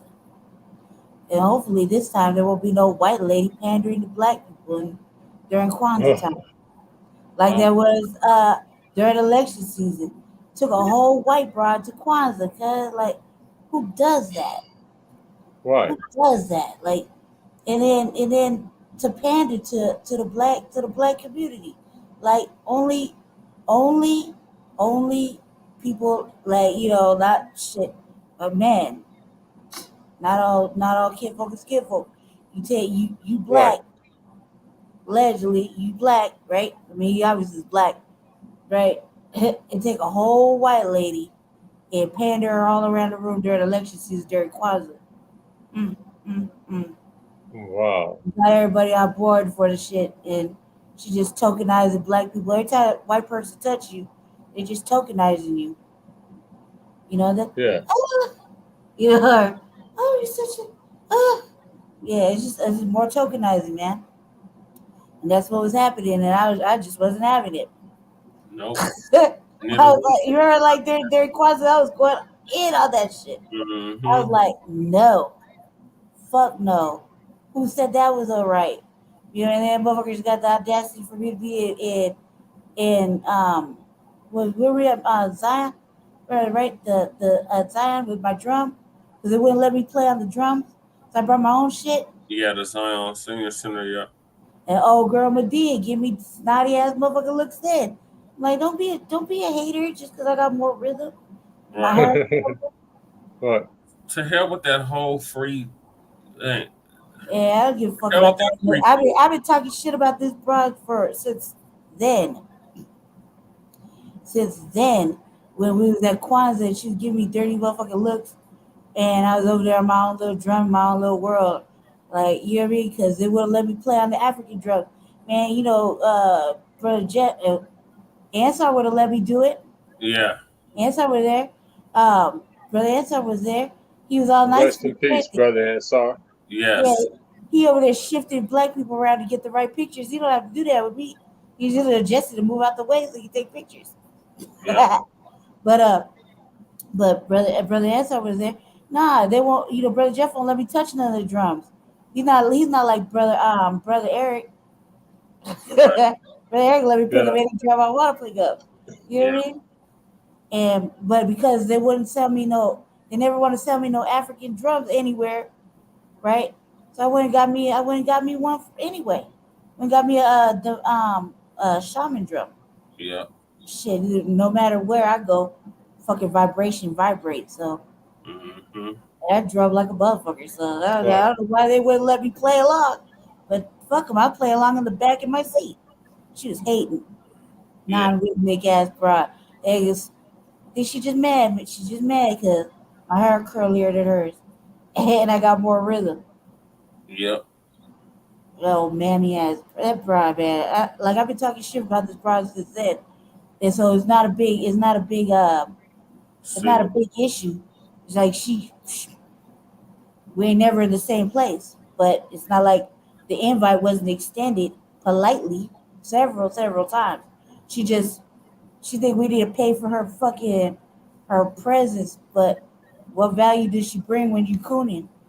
Exactly. What value do you bring to revolutionary minds? Ain't trying to confuse black people any more than they're already fucking dealing with over there in that motherfucking wishy-washy fucking washer of a free coon zone. Yeah. Right. Go ahead, Jesse. What's the next? Let's move on. Brother Shabazz, you want to give us your closing statement before you go wherever you're gonna go? Well, all I gotta say is stay black.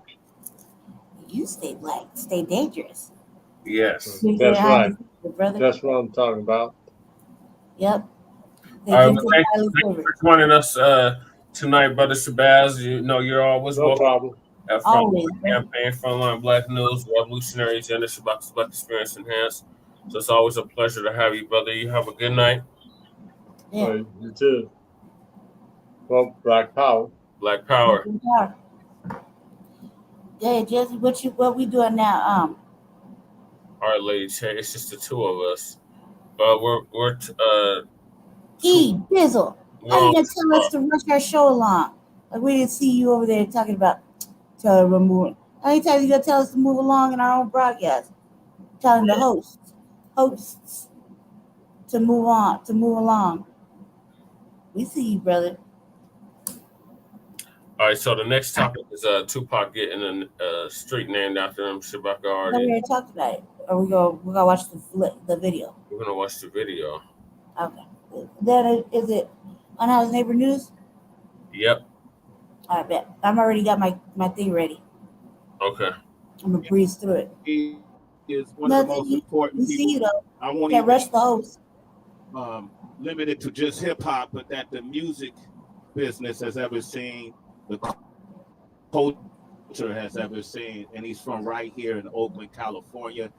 He's a tremendous inspiration to me personally. I often talk about stories. I worked at a record store, and I used to see this man bring his own records into the music people, and I'm the guy in the back recording the records coming in and coming out, and I keep noticing this man and his own record label, Busted, coming in and bringing these cassettes and these vinyls, and I'm like, damn it, I got to do whatever it is he's doing. And he inspired my partner King Tech and I to start All City Productions and Records out of my mother's house right over 23rd, and I started doing the same thing. And the owner of the shop realized I was doing it, and he fired me because I was acting like this next guest, right? But that didn't stop him. You know, he went on to become the first hip hop artist to ever go diamond.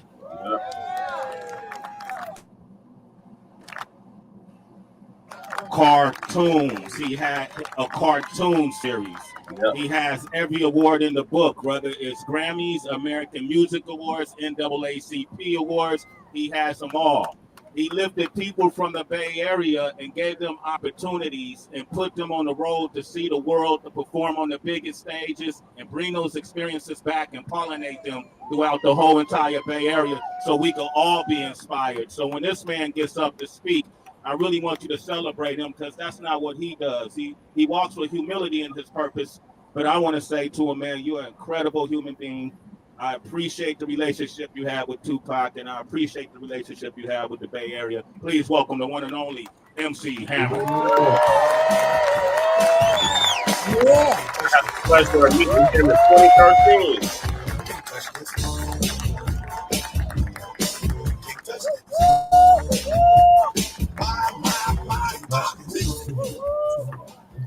Don't start dancing, Jesus. No, it's all good. It's Pac Day. It's Pac Day. I love y'all. I love that shit. It's between me and you. It's my Here's favorite. one thing you need to do before buying anything online. Don't spend another dime on Amazon until you watch You'll be this all right. You first. gonna live Watch through it. this. I can show you how to get the At sweetest least we deals still online when you online, shop so from it's major all right. retailers like Amazon and Target. You can drop prices automatically. I can show you how, but I can't do it for you. People are saving real money doing this. $160 million in the last year. Across thousands of different retailers, you'll immediately see this. See what I mean? You'll see better prices.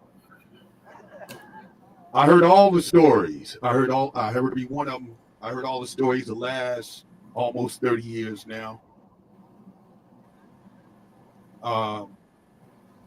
Take time and say this.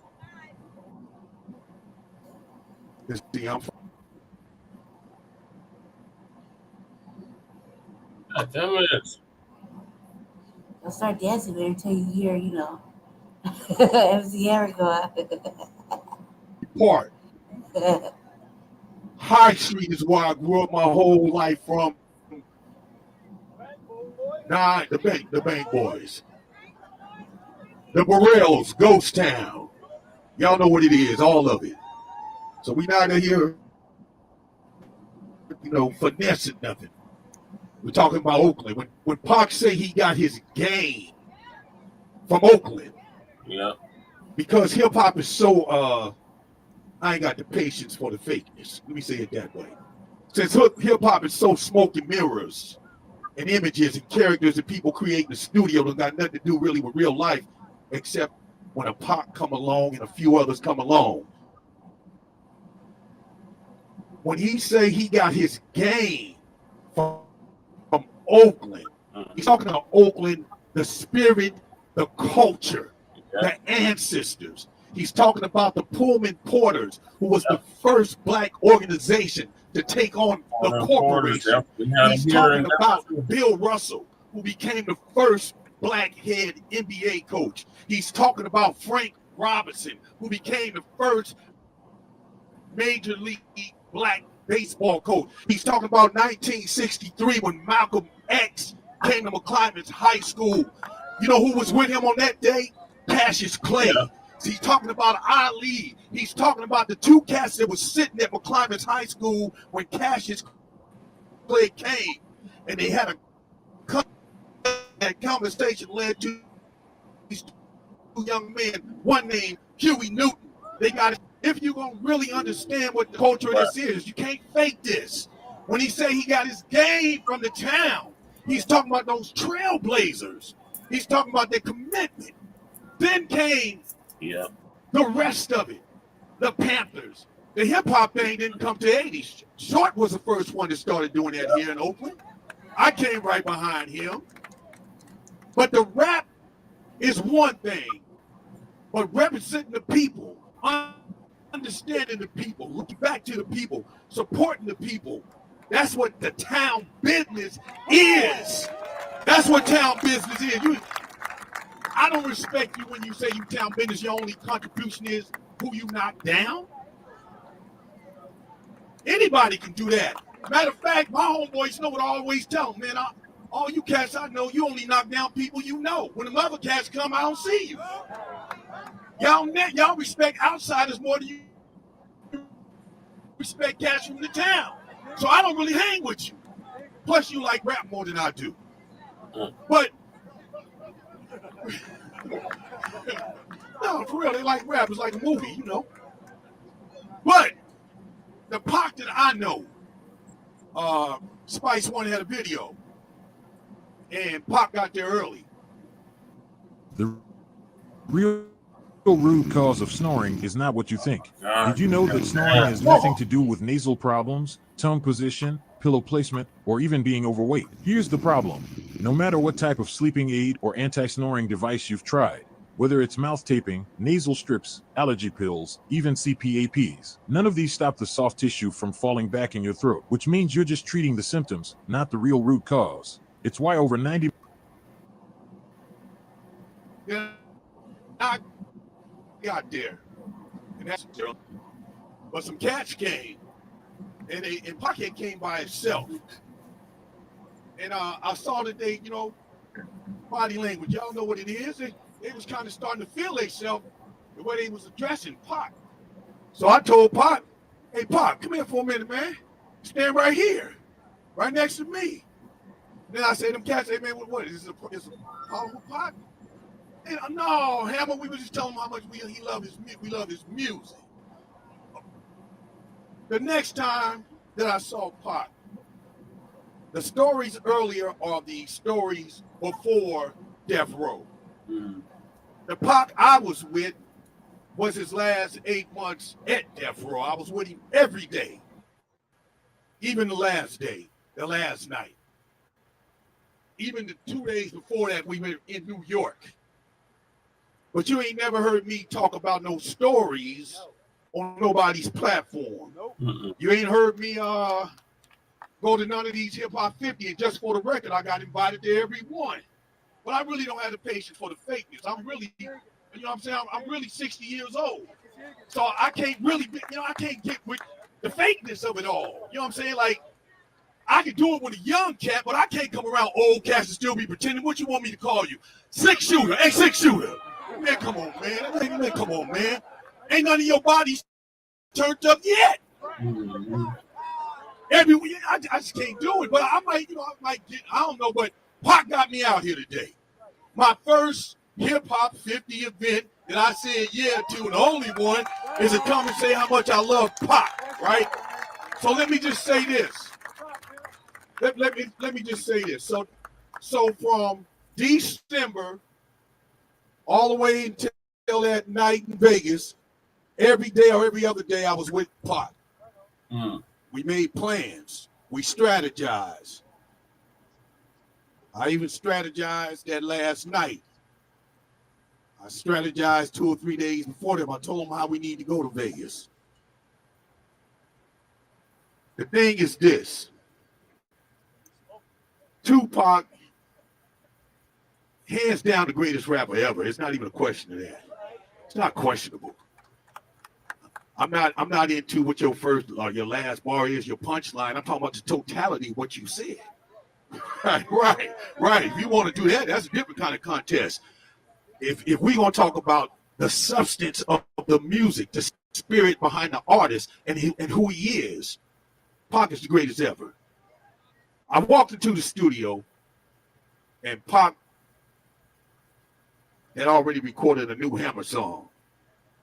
And I was like, what's this, Pac? And he said, man, I told you I'm gonna make sure you tight. So, I pushed the button, and here come the skin tight. Boom, boom, boom, boom, boom, boom. You wonder why they call me Hammer. I said, oh, like that, Pac? So I laid that down. And then a week later, he said, go to the studio, Hammer, and push the thing. And I pushed the button, and he said, come listen to my truest thoughts, my truest feelings, all my peers doing years behind all these killings. How many bodies must we witness before we see it's hard to live this life without God, so we must ask forgiveness. Ask Mama why I got an urge to die, and witness the tears flowing free from her eyes before she could reply. For we were born without a silver spoon. My broken down TV shows cartoons in my living room. One day I hope to make it a player in this game. Mama, don't cry long as we try. Maybe things will change. Perhaps it's just a fantasy. A life where we don't need welfare and we share with our own families. Maybe it's me that causes the fighting and the hurting in my room crying because I didn't want to be a burden. Watch Mama open up her arms and hug me. And I ain't worried about a damn thing because she still loves me. And this game is lessons for your eyes to see. Though things change, the future's still inside of me. We must remember that tomorrow comes after the dark, so you will always be in my heart with unconditional love. I said, Pac, what you want me to do with that? He said, I need you to rap that.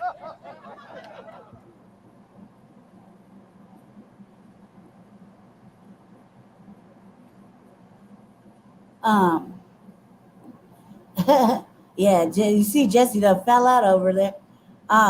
Jesse. It was like nothing, chilling.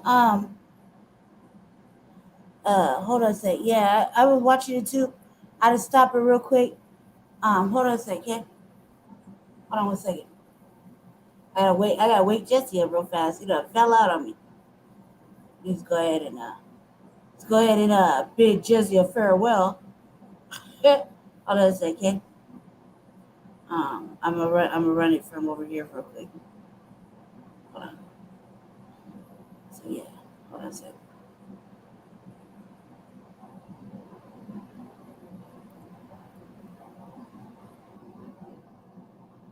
All right. Yeah, family. He done fell out. Yeah, dude, he's been taking care of everything, and he hadn't slept in like 2 days, so he's been over there picking up the room and fucking moving shit around. So he's just out. He's out for the count. So, hold on a second. Let me see if I don't even know if I can share anything. Hold on 1 second, because I gotta do my little piece.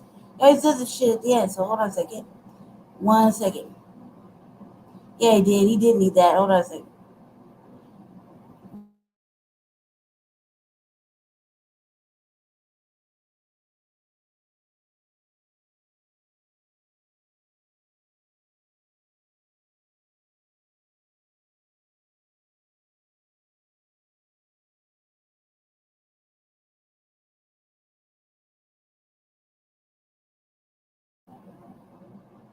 Jesse, go ahead and say your goodbyes, because it's all. I stopped it.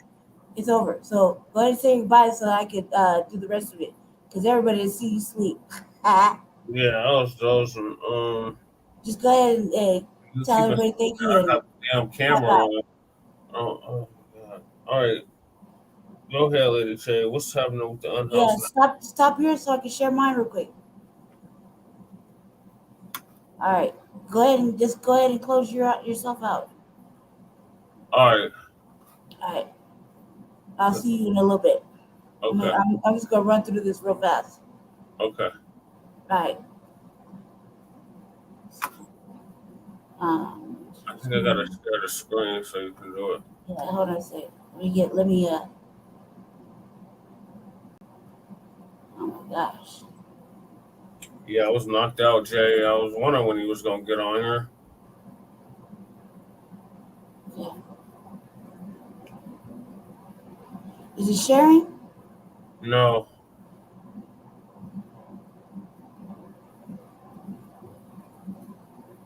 I don't see it at all. How about now? Nope. There it is. All right. Go ahead and tap yourself out so that. I don't know. It's not sharing though. Okay, there it is. All right. I'm just gonna run through this real fast, family, because we don't have a lot of regular unhoused neighbor news. So we just got a couple of little clips. So I'm gonna run through it. A lot of this shit has to do with the migrants and excuse me, the migrants and their shelter situation. So I'm gonna play this real fast, and we're gonna run through it real quick.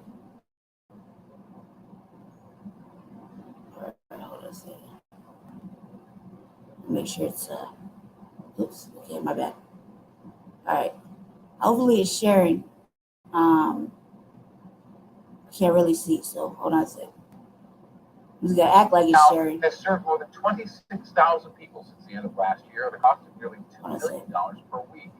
Tonight, to the White House. Mayor Mike Johnston joined Chicago's mayor to meet with White House leaders and members of Congress yesterday, pushing for federal action. More than 100 migrants arrived in Denver today, so the city now has served more than 26,000 people since the end of last year at a cost of nearly $2 million per week.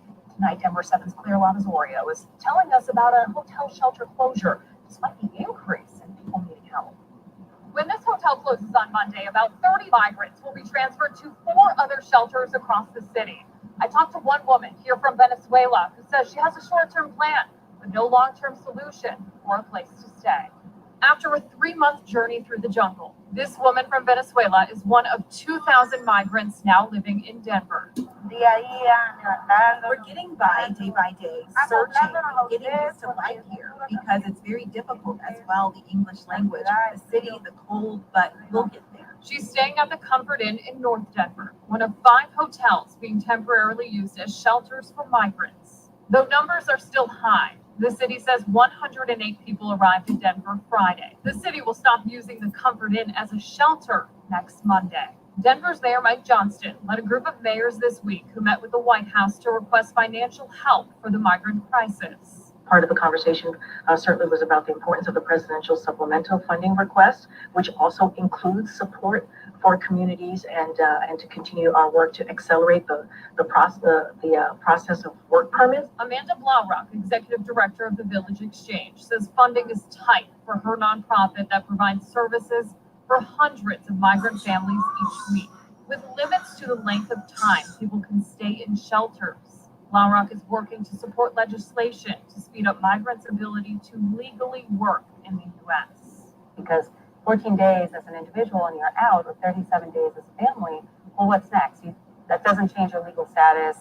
You still not have a job. As for this woman, after the Comfort Inn's closure, she plans to stay at another hotel nearby for a week with money she saved, and from there, navigate her new life day by day. We can't choose hope. We knew it wasn't going to be easy, but it's not impossible. I'm Claire Lavazorio for Denver 7. And at the White House, Mayor Johnson met with the president's chief of staff and the senior advisor who is managing the migrant response. Mayor Johnson says his chief request was for the federal government to increase migrant work authorization. He called that meeting a strong first step and says he will continue to press Washington for funding and for policy change. We begin tonight at 9 with how the city of Denver is coordinating health services for migrants and their care. Several migrant families are reporting cases of chickenpox among children in that community. Fox 31's Rogelio Amata is live with the deeper dive. Yeah, Kim, we're hearing from some of these families they're being quarantined whenever one of their children is infected with the virus. Meanwhile, the city tells us they're following health and safety protocols to curb the spread of this virus among this already vulnerable population.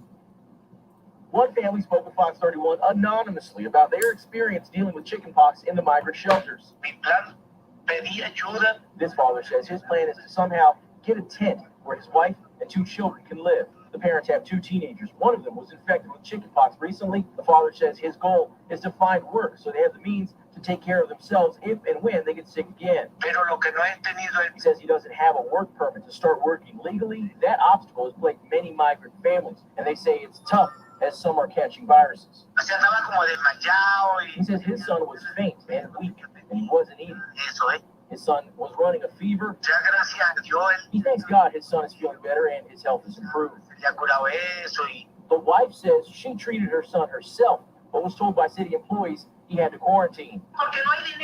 She says they have no money or any way to pay for treatment. The city of Denver says there is a nurse line from Denver Health that provides health services at no cost to the families. Denver Health elaborated on their treatment of the migrants, saying they have diagnosed some cases of chickenpox among children. The healthcare provider is working with the city to begin immunizing folks in the migrant population. She says if they had some way to find employment, they would have the ability to earn their own keep. Cold weather is a looming threat to these families, as many don't have another plan once they time out of the shelter system. She says they remain afraid of nights in Denver because the temperature falls, but their greatest fear is when snow starts falling in the city. So the city says every migrant receives a health screening when they first arrive to check for any kind of illnesses they may have. Then care is coordinated for that illness. They also say there are plans to extend the health services provided to the migrants, though they didn't provide any details about that. We're in live in Denver. A lot of stock. See, they refused the fucking screening. And now look what happened. Well, signing up for a hot shower. That's what students at the Aurora Student Lofts on 14th and Arapahoe are being told to do after a hot water heater malfunction. The heater first broke 2 months ago. Students say they can either take a cold shower or someone at the hotel, which occupies the bottom floors of their building. Now, the hotel only has 3 showers for the hundreds of students who live in the apartments. One of those students shared an email with Denver 7 and says the parts for repairs have been ordered and the Department of Health has given a December 11th deadline to have it fixed. My main method is like backbending. I used to be a gymnast. If they fix it around December 11th, that would pretty much give me a whole semester without having hot water. We reached out to Nelson Partners Student Housing, which manages the property, asking why the repairs are taking so long. We are still waiting for a response. Because the whites can't wash up. That's terrible.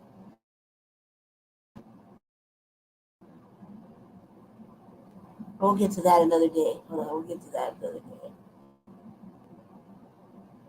Well, signing up for a hot show. That's what students at the Aurora Student Lofts on 14th and Arapahoe are being told. Play my video. We begin tonight at 9 with how the city of Denver is coordinating health services for migrants in their care. Several migrant families are reporting cases of chicken pox among. I want to do it. Well, signing up for a hot shower. That's what students at the Aurora Student Lofts on 14th and Arapahoe are being told to do after a hot water heater malfunction. The heater first Hold on, I'm having obviously having difficulties. For a hot Arapahoe are being told to do after a hot water heater malfunction. The heater first broke. We begin tonight at 9 with how the city of Denver is coordinating health.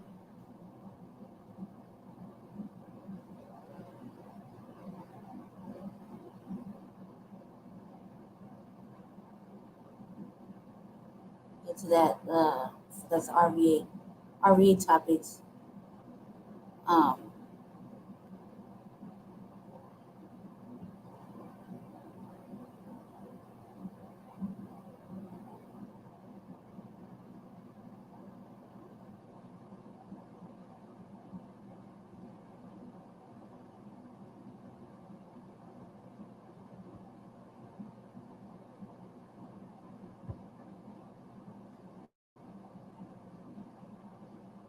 And new at 9, 70% of the homeless deaths this year in Denver were caused by drugs and alcohol, and that's a 10% increase from last year. Those statistics are alarming. For local addiction program centers, Fox 31's Aaliyah Sims joins us live with the help that is available. Yeah, Kim, it's the reason why organizers at Step Denver contacts 43 organizations to report community-wide bed availability. Now, as far as their shelter, the executive director tells me they never have a waiting list, and they always have about 5 to 10 beds available. Our specialty is really helping men overcome the consequences of addiction, achieve a life of sobriety, and rebuild every aspect of their life from the ground up. It's what organizers here at Step Denver do at this 60-bed facility on Larimer Street. And we also have 6 sober living homes throughout the Denver metro area. So at any given time, we can house up to 90 men. We serve about 400 men each year, helping them exit homelessness. Megan Shea oversees the organization. We know that the men coming to us are in life or death circumstances. She says help is out there, and the proof of that is on the wall inside their facility. 17 of our 22 employees are STEP alumni who came in having lost everything, were able to rebuild their lives, and now they are full-time employees helping the men following their footsteps. Every month, Step Denver leaders contacts more than 40 organizations to see how many addiction recovery beds are available. Right now, there are 118, including 7 at Step Denver. Shelters are operating at 86 capacity, recovery programs at 64, and detoxes operating at 71%. Same-day admission, no cost to enter. Shea wants people to know there is help available. But those who need the help may think, there's nowhere I can go. And the fact is that in any given time, there are over 100 beds available to those who want it. Now, leaders with Step Denver, they conducted a survey with some of the alumni in the program to find out some key motivators to make people seek help. Some of those included losing a family member and conditions out on the street. So if you or you know anyone who's struggling with addiction, you can contact that organization at 303-295-STEP. Live in Denver, Aaliyah Sims, Fox 31. All right, thank you for that, Aaliyah. Shit. All right, let me stop sharing it. All right. You go ahead and, yeah, that's what I'm saying. Chicken pox, right? Who does that? But they refuse to get the house screening or whatever. So yeah, that's what we're dealing with. And then now they got addiction beds open for the gentlemen, which is good. But I think it's a narrative they've been trying to play and push on to everybody. Not everybody's all fucked up on drugs like that out here. You know what I mean? There are some, but they're not like it's not like that. So not as bad as it was. And again, motherfuckers are only gonna take. They're only gonna take so much, but they're only gonna tolerate so many rules. Especially when you've been out there living freely, in an encampment, just free without the rental rules, dealing with bullshit like I gotta deal with. You know what I mean? So, they don't. Some people just don't want to come in. So, it's not. I don't think the addiction thing is as bad now currently as what they're trying to make it. But it's good that they opened up some shelter beds. It's about to get cold, so what I'm looking at right now it's 40 degrees, so we'll see. But I think that when they were coming over here, they should have known. You pick cold weather states to come to. What did you expect to happen? But chickenpox, I mean, come on, man. When was the last time you heard anybody get chickenpox? You know what I mean? That's crazy. Would you come over here and then you don't even get the health screening when you get off the bus? Like, that's fucked up. You're putting kids that never got chickenpox at risk, because we put some of these kids in schools. There's like 2 or 3 schools just damn near full of migrant children right now. So it's crazy. I'm gonna go ahead and tap out, family, just because we've been on here like 3 hours and a half. So exactly, that's what I'm saying. Exactly, Jay. Exactly. And I caught up on the new episode of Power. We gotta catch up on that and chop it up. I'm home now, so it's kind of cracking. That last episode was like, whoa. But I'm gonna go ahead and tap out, family. Stay black, stay dangerous. I'm just gonna get out of this studio because I didn't have too much unhoused neighbor news because they've been sweeping everything. And right now, I think I can't find I'm on Jesse's laptop, so I can't find the thing where the mayor was like, I think I was too ambitious with 1,000 people. I was like, oh no, you don't think so? Like, we didn't tell you that from jump. You know what I mean? Oh, dumbass. So tomorrow's hopefully we might have city council, but I'm not sure. But if we do, giving them that heat tomorrow too. So I'll catch up. How long you be on, Jay? Are you gonna do a show or something? I might tap in over there if you're up.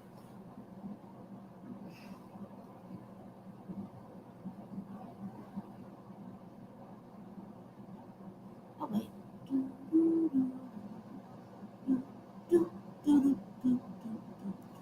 Oh yeah, I forgot to take that down. All right, sweet. All right then. I'll catch up with you probably tomorrow or something like that. Plus, we were gonna run a topic, but we didn't know what topic it was for you, so we'll probably do that on the RVA. Join us tomorrow for Shabaka's Black Experience Enhanced on Blog Talk. I believe we got that going up again, and we'll be streaming it as well from the StreamYard. And most likely I'll be able to do an RVA sometime tomorrow. So we shall see. I'm home now, so find out. Everybody have a good night. Stay black, stay highly favored and blessed. Obviously, stay dangerous. And we're out. Thank you for watching the Frontline Black News in conjunction with Shabaka's Black Experience, the Revolutionary Agenda, streaming on several platforms like the Arena Uncensored, and like 2 others I can't remember off top. So, and thanks for visiting, Jay, Joe Cool, E, and Deacon. Thanks for coming on. All right, peace.